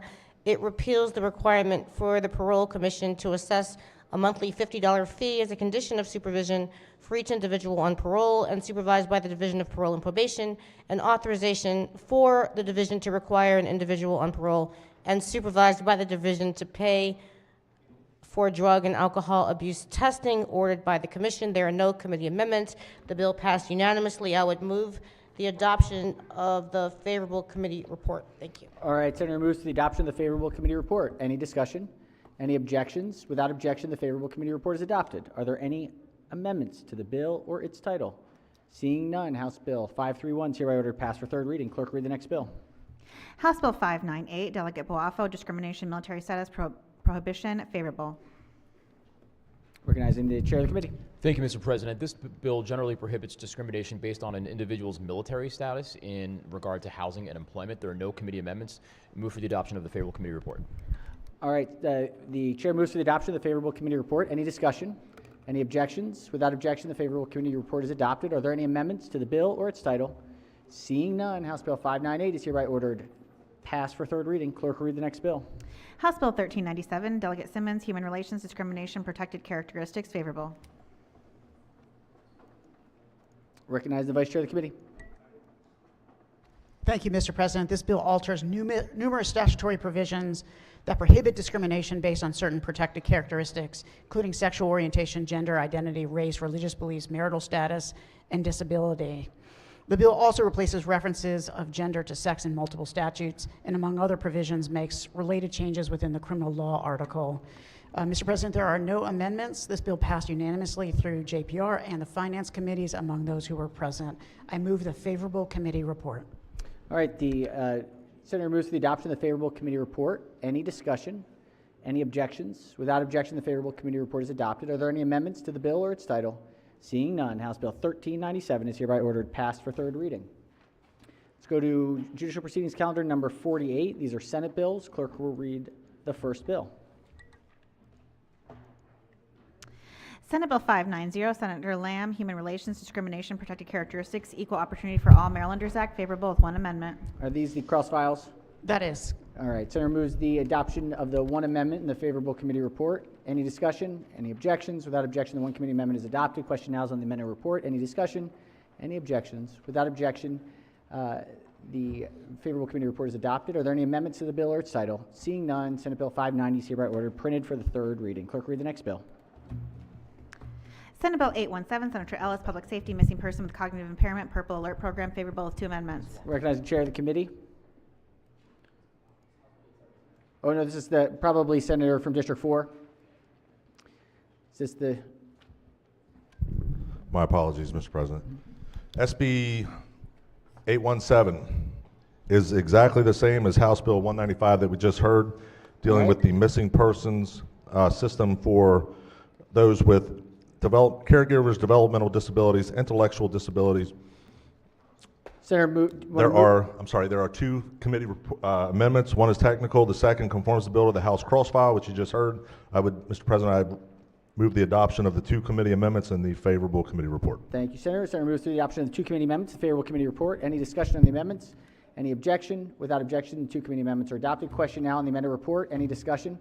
Any objections? Without objection, the amended report is adopted. Are there any amendments to the bill or its title? Seeing none, Senate Bill 817 is hereby ordered printed for third reading. All right, judicial proceedings calendar 51, back to the House bills. Clerk will read the first bill. House Bill 115, Delegate Kaufman, Criminal Procedure, Victims' Rights, Notification of Release Form Confinement, J.C. Webster Victims' Right Act, favorable. Recognize the Vice Chair of the Committee. Thank you, Mr. President. This bill requires a commitment unit to include the telephone number of the Maryland Crime Victims Resource Center in certain notifications given to victims. There are no committee amendments. Mr. President, I move the favorable committee report. All right, the Vice Chair moves for the adoption of the favorable committee report. Any discussion? Any objections? Without objection, the favorable committee report is adopted. Are there any amendments to the bill or its title? Seeing none, House Bill 115 is hereby ordered passed for third reading. Clerk, read the next bill. House Bill 137, Delegate Grammar, Civil Action, Civil Immunity, Educator Intervention, favorable. Recognize the senator from the 34th District. Thank you, Mr. President. This bill establishes that a member of the administrative, educational, or support staff of any private, public, or parochial school acting in an official capacity is immune from civil liability for any personal injury or property damage resulting from an intervention in an altercation between students or other student disturbances if the member intervening in a reasonably prudent manner, and two, the member's actions do not constitute grossly negligent, willful, wanton, or intentionally tortious conduct. There are no amendments. The committee vote was unanimous. We ask for the adoption of the favorable committee report. All right, the floor leader moves to the adoption of the favorable committee report. Any discussion? Any objections? Without objection, the favorable committee report is adopted. Are there any amendments to the bill or its title? Seeing none, House Bill 137 is hereby ordered passed for third reading. Clerk, read the next bill. House Bill 346, Delegate Moon, Criminal Law, Controlled Dangerous Substances and Firearms, favorable. Recognizing the chair of the committee. Thank you, Mr. President. This bill establishes reduced penalties for cannabis-related violations of prohibitions on being a volume dealer under Section 5-612 of the Criminal Law Article and a kingpin under Section 5-613 of the Criminal Law Article. It also authorizes specific individuals incarcerated for violations of Sections 5-612 and Sections 5-613 to file an application for modification or a reduction of a mandatory minimum sentence. It also modifies penalties and crime classifications for specific firearms offenses and authorizes a person at least age 21 to manufacture a personal use amount of cannabis products or concentrated cannabis as specified. The bill also specifies in statute that with the exception of a violation involving cannabis, a violation of the volume dealer statute is a felony. There are no committee amendments. I move for the adoption of the favorable committee report. All right, the chair moves for the adoption of the favorable committee report. Any discussion? Any objections? Without objection, the favorable committee report is adopted. Are there any amendments to the bill? Yes, chair recognizes the senator from the 41st District. Thank you, Mr. President. Could the chair yield for a few questions? Yes. Does the senator have an amendment, or is this on the report? On the report. I'm sorry, I went too quickly. If we could take that back. I'm sorry, I didn't mean to. But Senator, please go ahead. Thank you, Mr. President. Mr. Chair, I just want to ask you a few questions about this. This is a big bill that came through kind of at the last minute. There's no direct Senate cross-file that has these very provisions. And I don't recall that we had a full hearing on this specific bill as amended. So I think it's important, because we're dealing with major sentencing issues, to flesh it out a little bit. So under the bill, there are provisions for persons that have already been convicted of marijuana offenses, dealing offenses, to ask for a modification of sentence. And under the bill, there also is an increase in sentencing category for certain gun offenses. What is that exactly? So it's a possession of a firearm, an illegal firearm, and it makes it a felony. So under this bill, I know that we had a lot of discussions and we talked about how trafficking was a misdemeanor, and I understand, are we making trafficking now a felony? We are. So that's in another vehicle that was passed, and that is now going to be a felony for gun trafficking. Gun trafficking is going to be a felony in another bill that we passed out of here earlier. This bill did have a cross-file in the Senate. We made some heavy amendments to it, so it's not at all in the same posture as this one is before you, but we did have a Senate cross-file. I feel like we agreed, though. We in the Senate bill, after much discussion, we agreed and we passed an amendment making theft of a firearm a felony. But this bill goes further than that. It makes possession a felony, correct? That is correct. And under current law, this specific crime is a misdemeanor that carries a maximum of 5 years, right? Yes. Possession of a stolen gun carries 5 years. It's a misdemeanor. That's correct. And in page 8, line 15 of the bill, it looks like it has possession, sale, transfer. Everything is all the same now. Just the same, no matter what the culpability difference is, the penalty is all a categorization as a felony, right? Yes, a person who sells, offers to sell a handgun in violation of this subsection is guilty of a felony. Do we believe that possession is the same egregious thing as trafficking? No, I think obviously trafficking is a significant issue. It is our statute for trafficking is underutilized because mostly the federal government handles that. But under what we're passing, No. we're making it the same as possession, right? I understand that. So for trafficking, generally, in the federal sense, there are mandatory minimums, significant mandatory minimums, which is why, honestly, that's how it's been enforced until we enhance the penalty here under state law to make it a felony. So that's why our statute has been underutilized in Maryland. I know I'm aware it's been underutilized, but so I have a concern that is there any other place in the law, any other area of crime that we equate possession of for example, possession of stolen goods would be the same as theft of stolen goods or theft of goods or trafficking of goods? Do we make any place else? Do we make it all the same penalty? Well, under our theft statute, it just depends on how much the goods were worth. So if they're worth over $1,500, it's a felony. If it's under, then it's a misdemeanor, both possession and the stealing. Did we hear any testimony that the current law for possession of a stolen gun that carries 5 years is inadequate?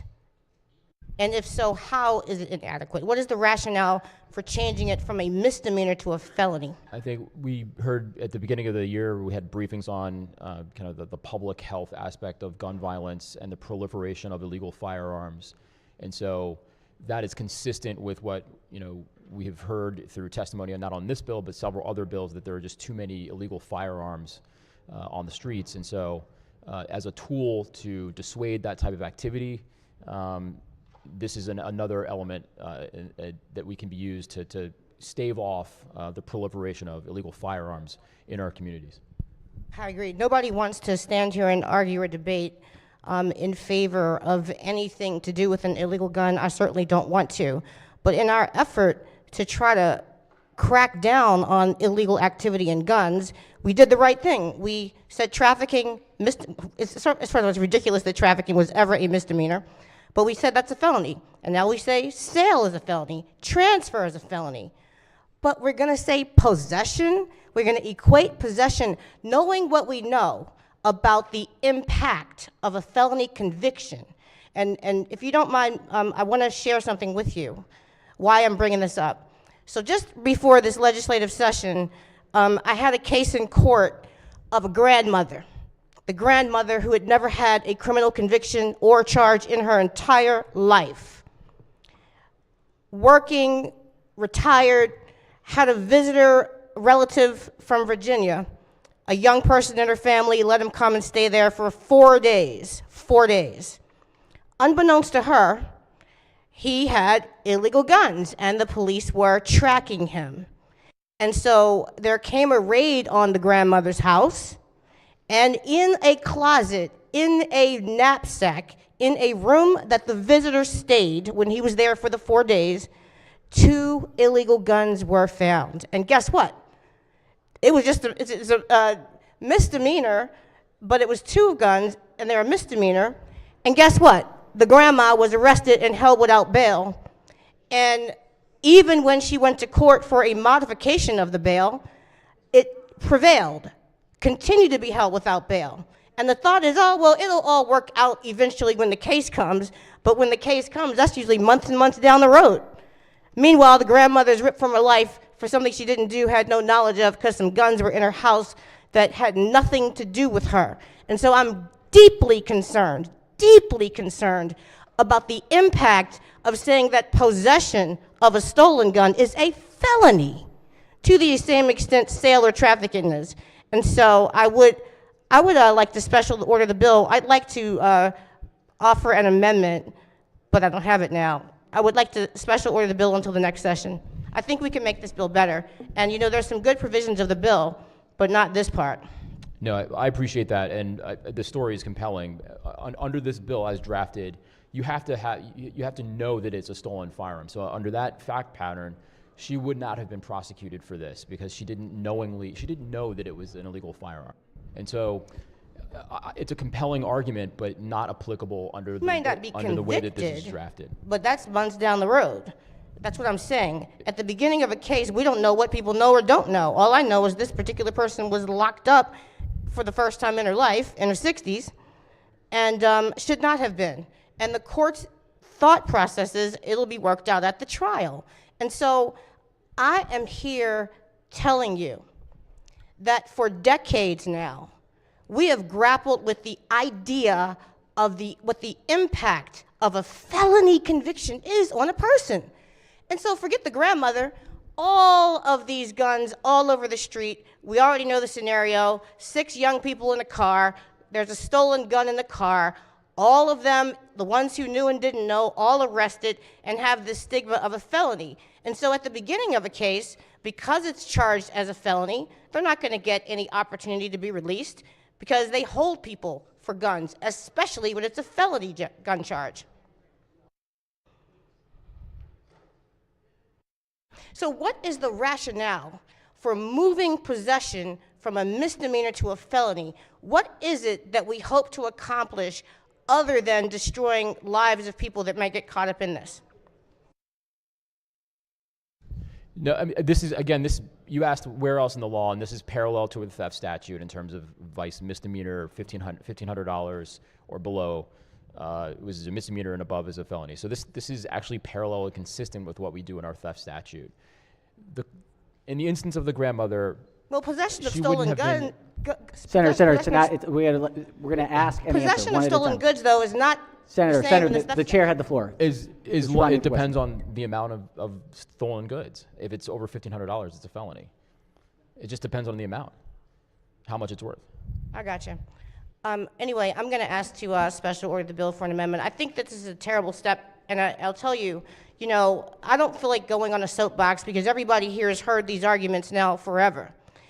But the truth is, all of our state leaders, the Attorney General, others have talked about our mass incarceration, the fact that we overly incarcerate black people. We bear the shame of incarcerating more black people than any other state in the country.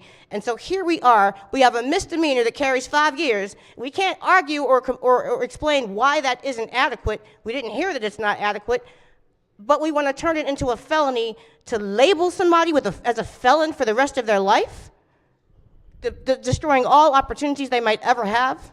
Not to rehash the arguments before, but we heard that consistent testimony that we have a significant problem with illegal firearms on the streets. But in terms of mass incarceration and impacting people of color, in particular black people, there are other components of this bill will have transformative effects on ensuring that people have a second chance and that people are not incarcerated for nonviolent drug offenses. And so I'd encourage the body to take that look because we are going to do some significantly good things with this bill. I didn't see a racial impact note. Was there one? I'm not sure. You could look at it. I don't think the bill has a racial impact note, but I'm pretty sure if the bill did have a racial impact note, it would talk about what you do to people when you take a misdemeanor and turn it into a felony based on no evidence that you need to do it. When you say that misdemeanor possession of something is equivalent, the same category of felony as trafficking. There's no way in the world that possession of a stolen gun that might be in a grandmother's closet can be equated with gun trafficking. There's just no way. The penalties ought to be different. The categorization ought to be different because the culpability is different.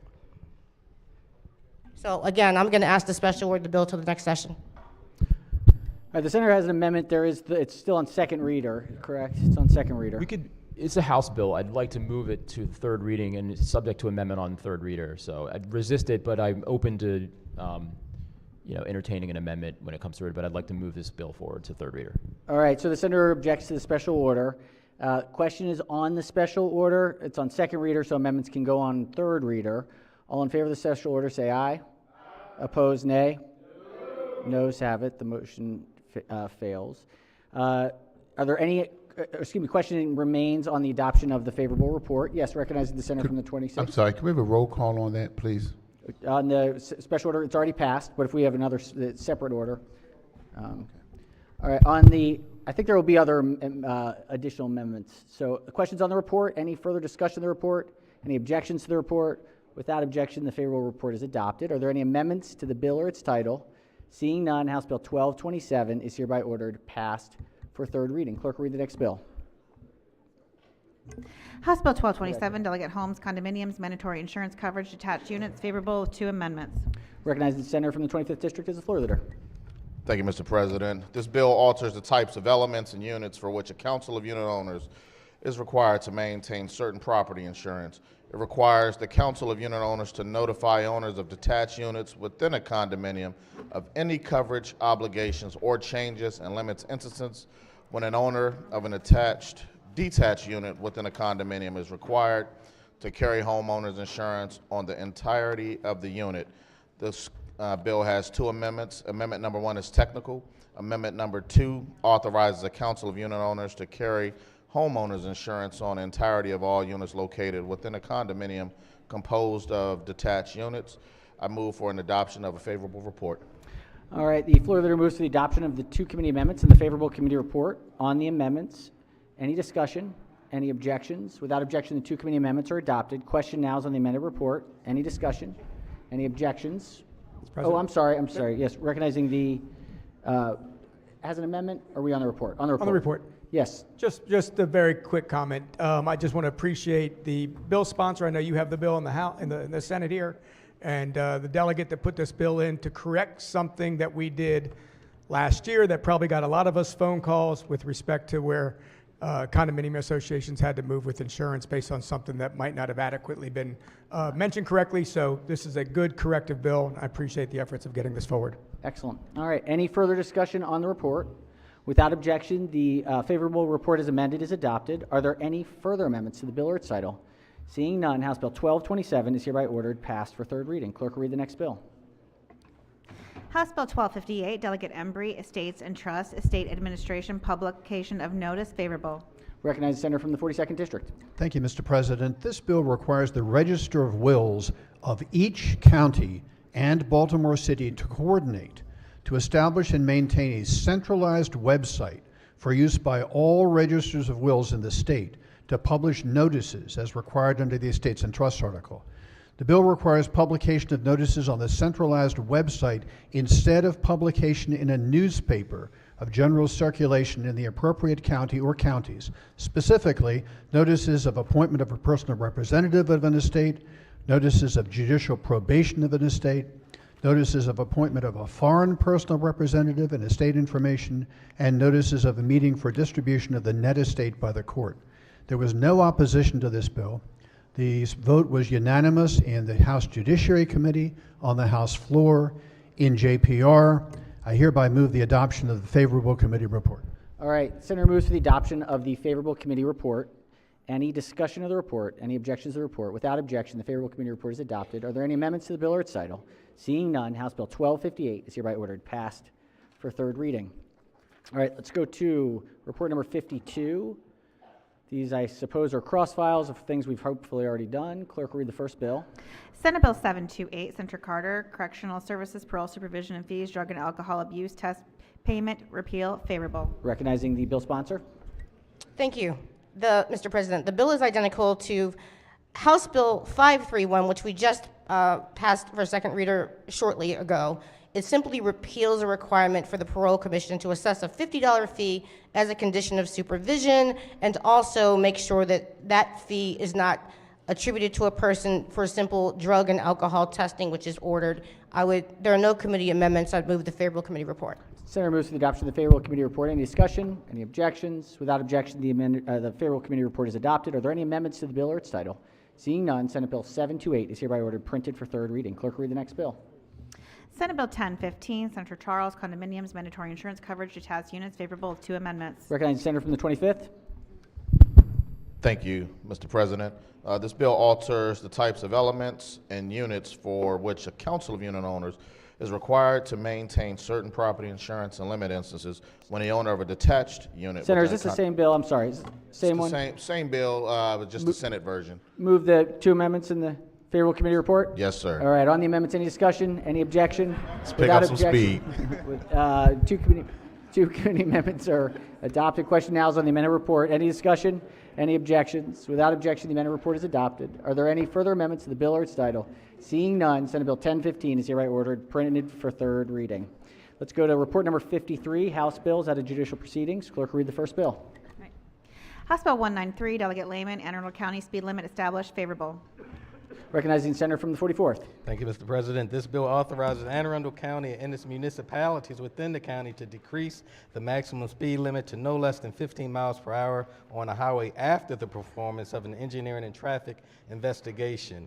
And however, they may not implement new speed monitoring systems to enforce speed limits on any portion of a highway for which the speed limit has been decreased pursuant to this authorization. There are no committee amendments. I move the favorable committee report.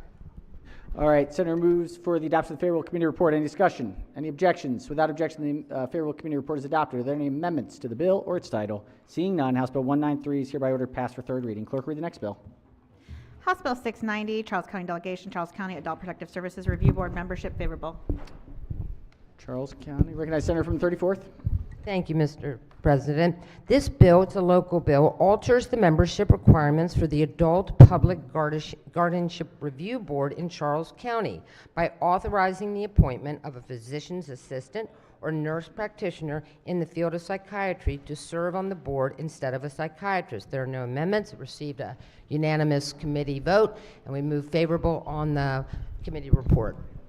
All right, senator moves for the adoption of the favorable committee report. Any discussion? Any objections? Without objection, the favorable committee report is adopted. Are there any amendments to the bill or its title? Seeing none, House Bill 690 is hereby ordered passed for third reading. Clerk, read the next bill. House Bill 737, Delegate Long, vehicle law, slow-moving vehicles, right-hand lane, favorable. Slow cars.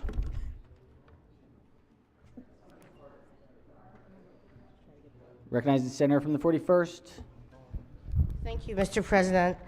The bill requires a driver traveling slower than the general speed of traffic on any roadway rather than just interstate highway located in a rural area under existing statute to drive in the right-hand lane or lanes if the driver determines it is practicable to do so. There are no committee amendments. I would move the adoption of the favorable committee report. Moving the cars into the slow lane, not bills into the slow lane. Is that right? No. All right. No, got Yes. that. All right. On the House Bill 737 is on the favorable report. Any discussion? Any objections? Without objection, the favorable committee report is adopted. Are there any amendments to the bill or its title? Seeing none, House Bill 737 is hereby ordered passed for third reading. Clerk will read the next bill. House Bill 840, Delegate Hartman, vehicle laws, annual vehicle shows, motor and trailer homes, favorable. Recognize senator from District 1. Thank you, Mr. President. House Bill 840. This bill specifies that all new dealers of Class M motorhomes and Class G trailers and any licensed salespersons employed by them may participate in a 3-week annual vehicle show. There are no committee amendments. Therefore, Mr. President, I move the favorable committee report. All right, the senator moves for the adoption of the favorable committee report. Any discussion? Any objections? Without objection, the favorable committee report is adopted. Are there any amendments to the bill or its title? Seeing none, House Bill 840 is hereby ordered passed for third reading. Clerk, read the next bill.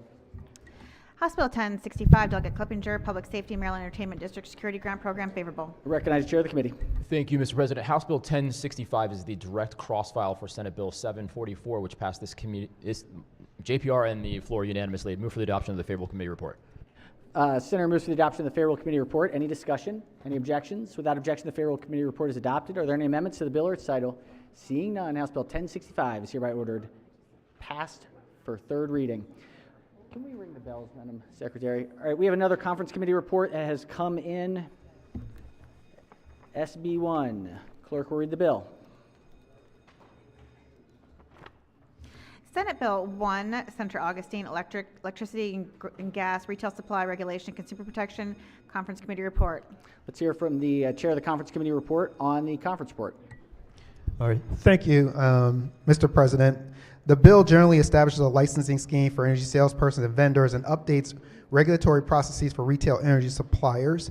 The conference committee amendments modify provisions related to green power and marketing and remove language prohibiting the co-location of facilities behind the meter.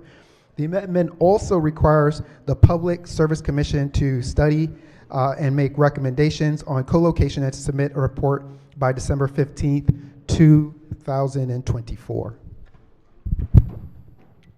All right, the senator moves for the Senate to concur with the conference committee report, recognizing the minority leader on the report. Thank you, Mr. President. If the floor leader could just yield for Senator a few may proceed. questions, please. Thank you. Just want to make sure I understand. There were, and I don't see I don't, under the floor system, I'm not seeing anything under conferences, but we do have something here. Correct. Not It's at your desk. Yeah, but not necessarily a reprint. So I'm just in trying to go through this. There were a number of amendments that the House put on, and they were rejected, or they were. What was the status of what again what we did from Senate Bill 1, Sure. passing it over, and then it came back, and what happened? There were a series of amendments from the House. Right. Some of those amendments were technical in nature, and there were also amendments that really was clarifying as far as the PSC for their funding for their PINs, and also not guardrails, but basically giving more structure to how the green power market would be structured, and this was all done in working with the PSC. There was an additional amendment which spoke to a prohibition on co-location for customers next to a energy source, and that in essence has been removed from the conference report, and now that matter will be studied. Okay. Let me just back up from that one real quick, because again, I want to make sure that the House had a number of amendments. Although the conference committee report said they were rejected, the conference committee report still adds a number of amendments. So I'm assuming that some of those were the House amendments, but That is correct. We just didn't take them all. So with respect to the initial set of House amendments, one of them I thought was a change to going back to the real function of Senate Bill 1 was to address the retail energy choice program. One of them dealt with, and we talked at length about green energy. Yes. There was a change to that now that says, I think that in order to sell a green energy product, the generation has to occur in the PJM region. That is correct. That's new, right? That is new. Okay. Was there any type of analysis to whether or not that became potentially more expensive to do that? I know we have some guardrails on it, but I just want to make sure if that was discussed at all, because it's fairly different than what we had initially introduced. So what that does is, it's not that it makes it more expensive, because again, we still have a structure where the PSC will be reviewing pricing to ensure that it's fair and reasonable. But what this now does, though, is it helps us with our other goal for clean energy by really incenting and encouraging people to, if they are purchasing it, that they're purchasing it inside of the area that we are a part of, which is, of course, the PJM. And that's the real essence of why it was moved away from that versus perhaps some very, very low cost, wind farm in Texas, for example, that really it's clean energy. It's something that we are supportive of, but it's not going to move the needle here in our service area, and that's the purpose for that change. Okay. So previously to that amendment, a retail supplier could purchase their energy, resell it, and it did, as far as the green energy was concerned, it didn't matter where that energy came from or where the RECs were retired to. Is that, I mean, both, correct. Right. So, yes. So it dealt with a little bit more with the RECs, and that was certainly one of the things for it to generation to satisfay our RPS requirements. Yes. Being generated in the PJM requirement is still there. So this correct. more or less put that in line with that. Yes. Okay. Last part of the bill was a big issue that many people had discussed regarding a user locating, some say inside the fence line. Yes. In a sense, plugging directly into a power generator. The amendment that came back from the House originally was going to ban that altogether. That is correct. Okay. This puts together a study yes. that would evaluate that. It talks about the cost impacts to Maryland ratepayers, talks about capacity again. Yep. The rationale, and again, I do appreciate the work of the committee and not allowing the House amendment to go forward. That really needs to be its own bill. And I assume what we're trying to get to here with the report being due on mid-December is giving us enough information to take a look at that if we wanted to do something with that. Correct. So I do appreciate the committee holding strong on that. But the big concern on that was the removal of that generation from the grid, right? And going to one user, correct? Yes. Okay.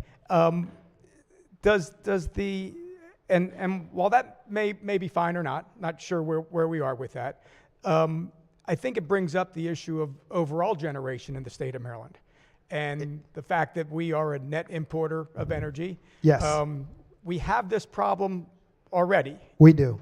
So there was let's say, a forced but agreed upon closure of Brandon Shores and potentially Wagner as well too, that they've come to agreement that they are both going to close coal fire facilities. And as a result, the state of Maryland and our grid is losing that much generation.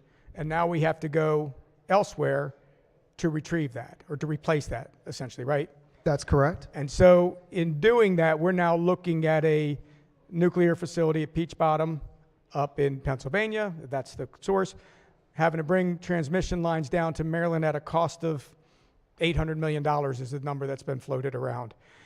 Is this study going to potentially evaluate that as well too? I mean, I understand the issue with co-locating and plugging directly into the nuclear generator, but at the same time, I think we are not necessarily addressing enough about generation in the state of Maryland and what happens, whether it's that co-location or let's say a project up in Frederick County that's going on, or a project that happens somewhere else. As we are definitely seeing, there are a lot of large electric users that are coming into the, not only into the state, but into the PJM region that are drawing a lot of generation.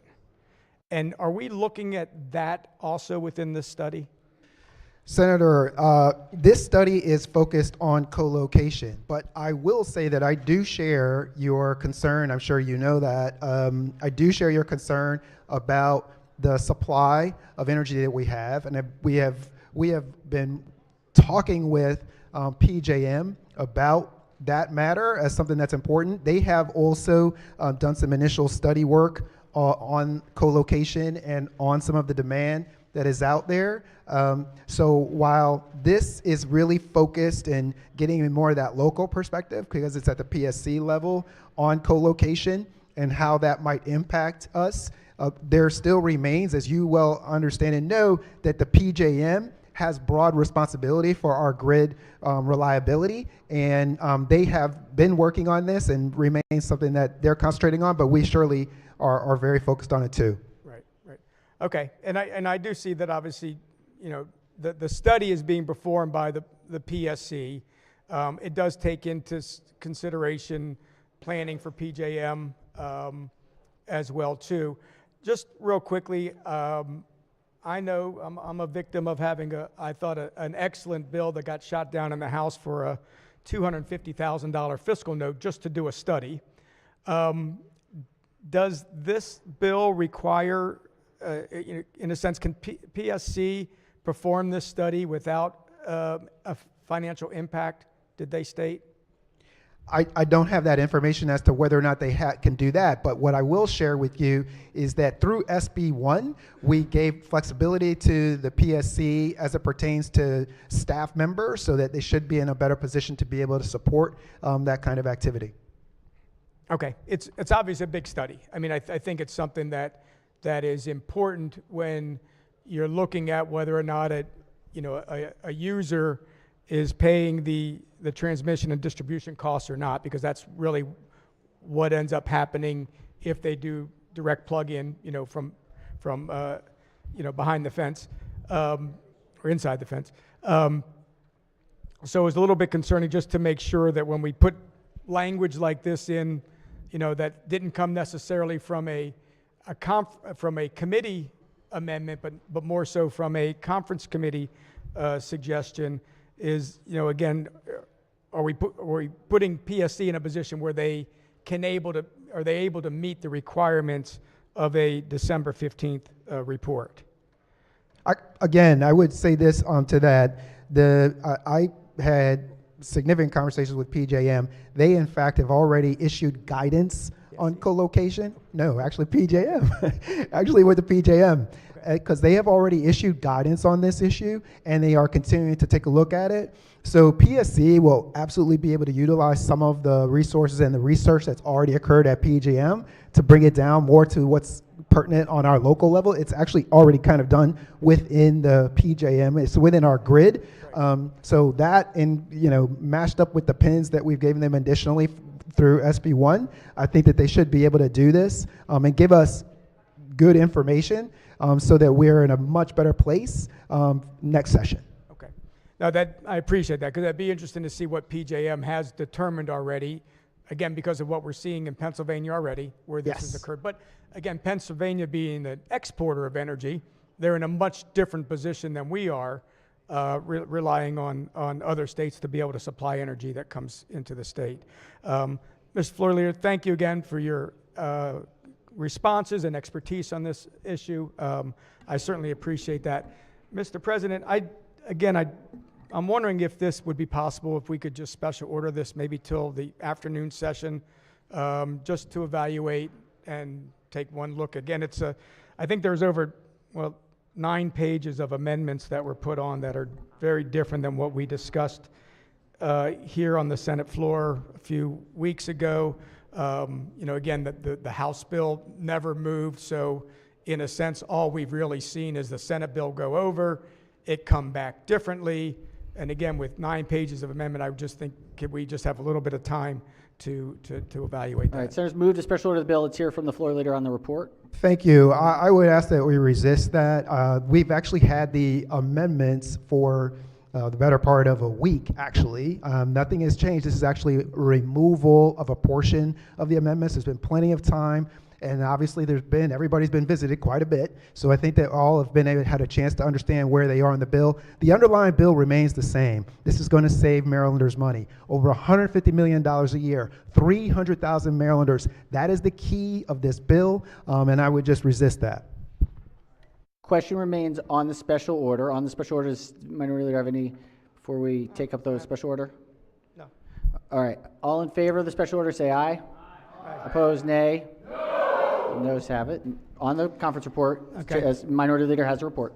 Yep, thank you. Still additional questions then, Mr. President. Question for the floor leader? Thank you very much. Floor leader would yield again. Absolutely. So when we first talked about Senate Bill 1, again, going now back to the basis of what the bill was all about, we talked, or certainly I made comments about the potential of loss of Maryland jobs, the potential that as we move these retail suppliers out of the market, or we put restriction on them so much that they would not want to participate.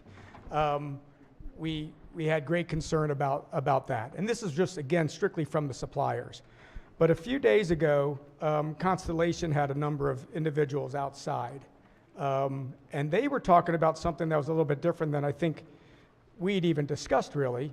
Not Constellation necessarily as the supplier, but Constellation Home and the jobs that they have that do a lot of the programs that might not even be considered under Empower at some point in times, but energy efficient programs. When any of the amendments that came back, not just from the House, but that were considered in the conference report, did they address what Constellation Home's concerns were with SB 1? Senator, you've outlined exactly why this piece of legislation would not. And the reason that it would not is because those folks who you mentioned are actually not in the business of retail energy sales. Those folks are, as you mentioned, are in the job of installing appliances and doing things, which, by the way, we've grown the Empower program. We've also made certain changes in this body. If we have not done so, we will be doing so soon. That's going to make sure that additional 80% of the dollars that are with the Empower program that those folks would be working within are going to stay inside of our Marylanders' homes. It's apples and oranges. That is not about the retail sales. It's a different part of a different line of business that, of course, we're here. We want to support them. We want to make sure that they continue to thrive in our state. Okay, but their concerns were specifically related to Senate Bill 1, right? And I agree. I would suggest that they've conflated two different things, and that is just the reality is that there is retail energy sales, and then there are folks who are installers and inside of homes. If you're inside the home and you're installing appliances and your weatherization and things like that, this bill has absolutely nothing to do with that. That's the charge of those people, and so this is where I think that they're really just apples and oranges. Okay, I'll just read this one thing that says here. The Constellation Home business will be at risk if Senate Bill 1 forces Constellation out of the competitive residential energy market. The impact will be felt across Maryland, where Constellation Home serves hundreds of thousands of households annually, and then it says the potential to lose 1,000 jobs based on Senate Bill 1. So once again, I will say that those jobs are associated with installing things inside of the home. I would also say that we also are going to do with this, we're going to save over 300,000 Maryland families $150 million every single year, year after year. Our constituents able to save that money while allowing for those 1,000 folks, again, with the strengthening of the Empower program that we have done, to continue to work and to thrive in our state. And that's what I believe is going to occur. Okay, and we certainly debated that before on the third reader of Senate Bill 1. We don't have to go through that again, but it is just concerning that Constellation Home would make this effort to be out here. I don't necessarily believe that they read the bill wrong or misinterpreted it. I think that what ends up happening is Constellation, through being able to go through the retail energy supply market, has incentives for you to use Constellation Energy as your energy supplier. And in doing so, you may have benefits to these different types of programs that they have. And so if now Senate Bill 1 forces all energy suppliers to be under SOS, then these benefits that Constellation is offering through their sale of retail energy may no longer be available to their customers. Is that possible that that's how they're understanding this? Yeah, that may well be how they are presenting it. I think that it's our job to sort of look through and see what it will be, which is what I've tried to articulate, but that is what they've presented. Okay, and I appreciate that, and you've Ed, you've done that adequately. Okay, thank you very much, Mr. Floor Leader. Mr. President, just back on the bill again, and I know we're again considering this will now be third and final reader of a bill that we've debated for a good period of time. And again, there's always been the concern about Maryland businesses and what we've been trying to, the policies that we create and what type of effects it has on Maryland businesses. And one of those effects is that we believe that there's a number of energy suppliers that are going to leave the state of Maryland as a result of the basis of Senate Bill 1, that they will no longer participate in the market. Then in a sense, we've given almost a monopoly of energy supply to the utilities because they're the ones that go out and source SOS, and they are able to provide that to the customers without having to make any changes at all. That's the default that you get. Standard offer of service is what you get. And this bill now, in a sense, undercuts all the competition. And I know that there's been a big concern, and Constellation, is a Maryland-grown business. It has been here for many, many years. And, for them to come out and make this effort and to bring employees out here and bring their trucks out here to show everybody that they're concerned about Senate Bill 1, I think we have to recognize that. Again, this is a component of what they do in the energy generation, but it is a service that's being provided to a number of customers that choose Constellation as their energy supplier under retail choice. So if they then decide that they might not be able to participate the way that they have been in the past because of Senate Bill 1 and because of being able to say that we now require that you have to be under SOS, that should be concerning to all of us. I mean, these Maryland businesses are very important to us. And, there's also comments that, I think that there's a letter from Constellation that's out here that, not only says what I was able to pick up walking down Lawyers Mall, but what some individuals and probably in the EEE committee had received from Constellation that says, if Senate Bill 1's, they're going to not be able to be in that market anymore. And then we had Senate, not only what we passed on Senate Bill 1, but what we saw from the House come over with this language about co-location. Again, we fixed that, but that language also had Constellation saying, if you pass Senate Bill 1 with that language in it, not only are we out of the retail energy supply market, we're leaving the state of Maryland. Flat out, the office is down in, was it 500 or 100 Pratt Street, somewhere 500 Pratt Street? They're gone. Constellation was that forceful that says, if you start passing these bad policies, we're out of the state of Maryland. And I think that there was some, positive, I'll say, behind the scenes conversations that gave some assurances to important leaders around here that if this language that we originally talked about in Senate Bill 1 that dealt with the co-location was removed, that Constellation would again agree to stay in the state of Maryland. So it's positive that we went to that study language rather than the bill, but I think we're on the edge of pushing a very important company in the state of Maryland on the brink of wanting to leave. And I don't think that any of our policies should be designed to do that. If we talk about Senate Bill 1 at the very beginning, it had a lot of good ideas. And the floor leader and I agreed on a lot of those issues that we talked about, the deceptive trade practices. If this bill was left as a consumer protection bill, I think we'd have passed this a long time ago, and I would have voted with you. We've been in agreement because we recognize that there were a lot of deceptive trade practices that were out there that needed to be reined in, that we did not like the door-to-door sales going on. We did not like, once the fact that you got a customer's number, you could change them, the supplier, the retail choice suppliers could change them on their own. There were some things that definitely needed to be adjusted, and we worked on that. And the senator from Baltimore City had been a strong advocate on doing that as well too, and she'd brought that to our attention. So there were a lot of things that Senate Bill 1 had that were very good ideas for a period of time. But this bill has kind of become or at least had a chance of becoming, the so-called Christmas tree bill of the General Assembly, where all of these different ideas were getting hung on to it.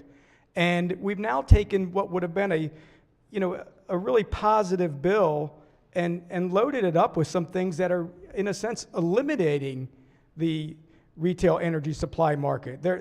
It's going to make it so that nobody else can participate in this, and therefore our constituents are losing the opportunity to have choice in what they were doing. In a sense, this is re-regulated something that had been regulated, had been deregulated before. It had provided open choice for customers to be able to choose the best program for them on the retail energy supply. So I just think, again, Mr. President, that sometimes we have good ideas and we go a little too far in what we're trying to do, and some of it is because we have a bill hearing in one chamber, and then we get a whole bunch of changes on the other side, and we come back and we don't necessarily have that bill hearing again. And we just are starting to now trade off ideas. Well, we'll put this amendment on if you take this one off, or we'll take this one off if you put this one on. And we then start getting into bills that have a much different effect on them than what we had originally encompassed. And I think we've done that, unfortunately, with this bill. We've taken a good idea about consumer protection, and we've turned it into a huge bill that does a lot of changing on the way that the retail energy supply market is going to operate.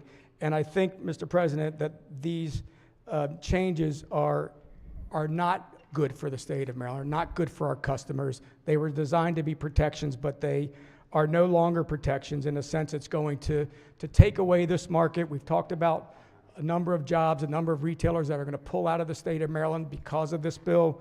We've seen it up in New York as well, too. They tried to do a lot of the same type of thing. That retail supply market is crumbling right now. They made a lot of the changes that are right here in this bill. And, at the end of the day, Mr. President, I think we, once again are probably going to have to come back in a year or two and reevaluate this to make sure that we haven't lost a number of different companies that are working in Maryland, and especially Constellation Home. It's a very important company in the state of Maryland. And, again, I hope that there have been decisions that have been made that are going to keep Constellation here. I know it's a very important business for us here in the state of Maryland. I hope that what they're putting out is maybe it's not accurate. Maybe they'll reevaluate it after they took a look at this bill and say, okay, we're going to stay. But when you read things that say that Senate Bill 1 puts Constellation Home and 1,000 Maryland jobs at risk, it should be something that we evaluate. So again, on this conference committee report, Mr. President, I'm going to vote against it. I think that there's a number of things that we should have taken out of this bill. We should have left it a consumer protection bill, and think that we may have just overstepped a little bit. But I appreciate the time, Mr. President. Thank you, Senator. Question is on the report. Recognizing the minority whip. Thank you, Mr. President. And I just have maybe not as quite, I might need a little bit of a fourth or fifth grade explanation, but I do have one question if I could ask the floor leader to rise. Senator may proceed. Thank you so much. Just, I probably won't keep you quite as long, but I do have a question. I was looking at the reprint amendment, which it's always a little difficult to put all this together. On the second page of the reprint amendment, my understanding is that there's and this was not in here when we left the Senate, but that they're allowing electricity suppliers to recoup the cost of marketing or add the cost of their marketing of green energy and pass it on to ratepayers? That was actually in the amendments that came from the House from before. So that was already a part of the amendments that were put on by the House. Has our body voted? Our body has not voted on that version, or did we when we voted? We did not, but we did have the conversations around it because, again, we did not recede based on some of the other, the co-location element. So we have not yet voted on that section. Could you comment on the rationale of allowing that. I mean, I don't. We're supposed to be protecting consumers, and the whole goal. My understanding is, I think one of the big goals that sponsors have and that supporters of the bill have was to try to kind of re-regulate the market and try to bring prices back down. It's a little concerning to see that they'd be allowed to just pass that along to ratepayers for their own marketing. So the thing is, the reality is, I think we can all be kind of honest with that. With businesses, I always have struggled to see and to be intellectually honest to suggest that any times that there are costs and it's a business, that those costs are at the end of the day going to be borne by the customers. I think that's a part of what this is, but this is also just trying to help with transparency and how we are communicating to folks. So some of the utilities are asked to not be able just to educate. Some of the other folks are able to market, but in the end, this is about making sure that we have transparency to all of the consumers, and also just be kind of intellectually honest about the fact that anytime you have certain costs, I mean, they got to go somewhere. They don't go nowhere. Oh, that's correct. I agree with that. But is this affecting all marketing, or it's allowing them to pass the cost of all marketing, or is it just on this green energy It's limited. portion? It's limited. Yeah. Okay. All right. Thank you very much. Sure. Mr. President, not to try to have two sides of the same argument, but it's like we're going to allow them to recoup marketing costs with an amendment that really kind of wasn't anything we vetted. These big energy companies that we're trying to sort of restrain, but then they can only recoup the marketing costs for certain types of energy is interesting. We've spent a lot of time this session on drug companies and drug pricing in our committee in finance, and one of the things that's always thrown out whenever we're discussing pharmaceutical industry is how much money they spend in advertising, and that's always mentioned as sort of this bad thing. It's been a little bit of an incongruous session as it relates to issues of consumer protection, energy, and sort of pharmaceutical and drugs. It's like trying to protect people from themselves sometimes, trying to have more transparency. For some industries, advertising costs show how greedy and bad they are. For other industries, we're going to let them, we're going to say, no, you can recoup some of it, but not all of it. It just seems a little odd to me.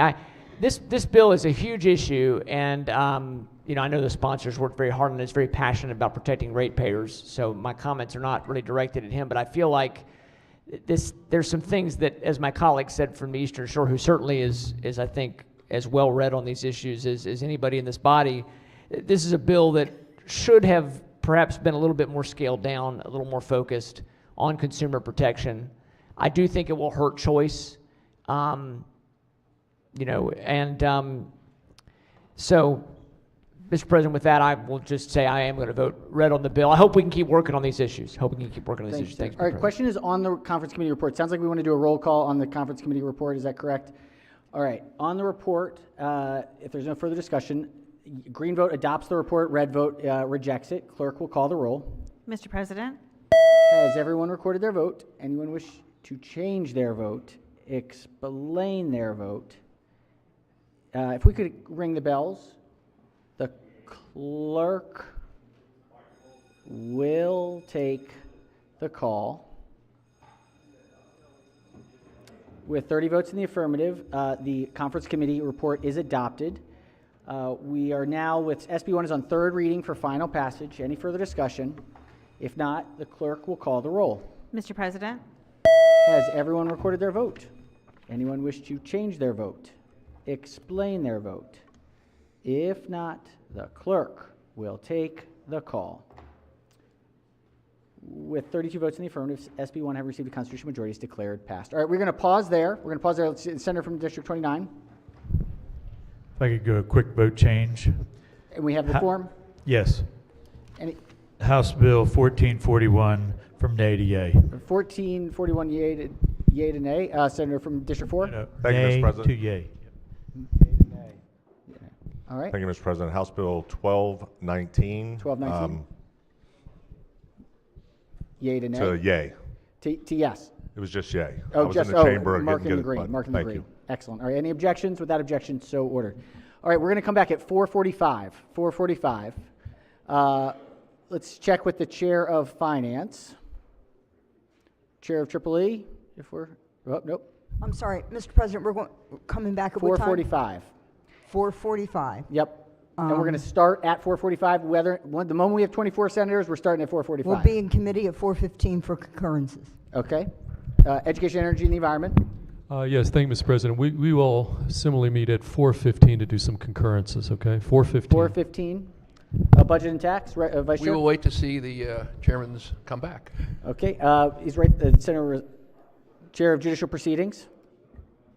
We'll meet at 4:15 for concurrences. 4:15 for concurrences.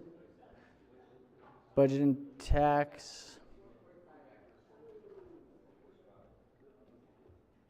4:30. 4:30 for Budget and Tax. Okay. Excellent. All right. And we're really going to do 4:45. Just, Senators, just keep in mind, we got about 3 hours left. Just to be clear, we still have not received the concurrence of the capital budget. It's sitting over there. It's 3 o'clock on sine die. We haven't received the capital budget. It's ridiculous. And so I know it's getting worked out. It'll be fine, but it's 3 o'clock on sine die. We need the capital budget. So we need that thing moving over here as soon as possible. We're going to go ahead. Hopefully, everyone, please don't look at the sun without the glasses that you were so kindly provided. If you do, it's your own fault. But all right, let's do a quorum call before we adjourn. Mr. President. Has everyone recorded their presence? If so, the clerk will take the call. With 47 members in the chamber and a quorum being present, the Senate of Maryland remains in session. Chair recognizes the Majority Leader. Thank you, Mr. President. I move the Senate of Maryland stand adjourned until 4:45. Promptly. Promptly 4:45. Without objection, so ordered. See you shortly.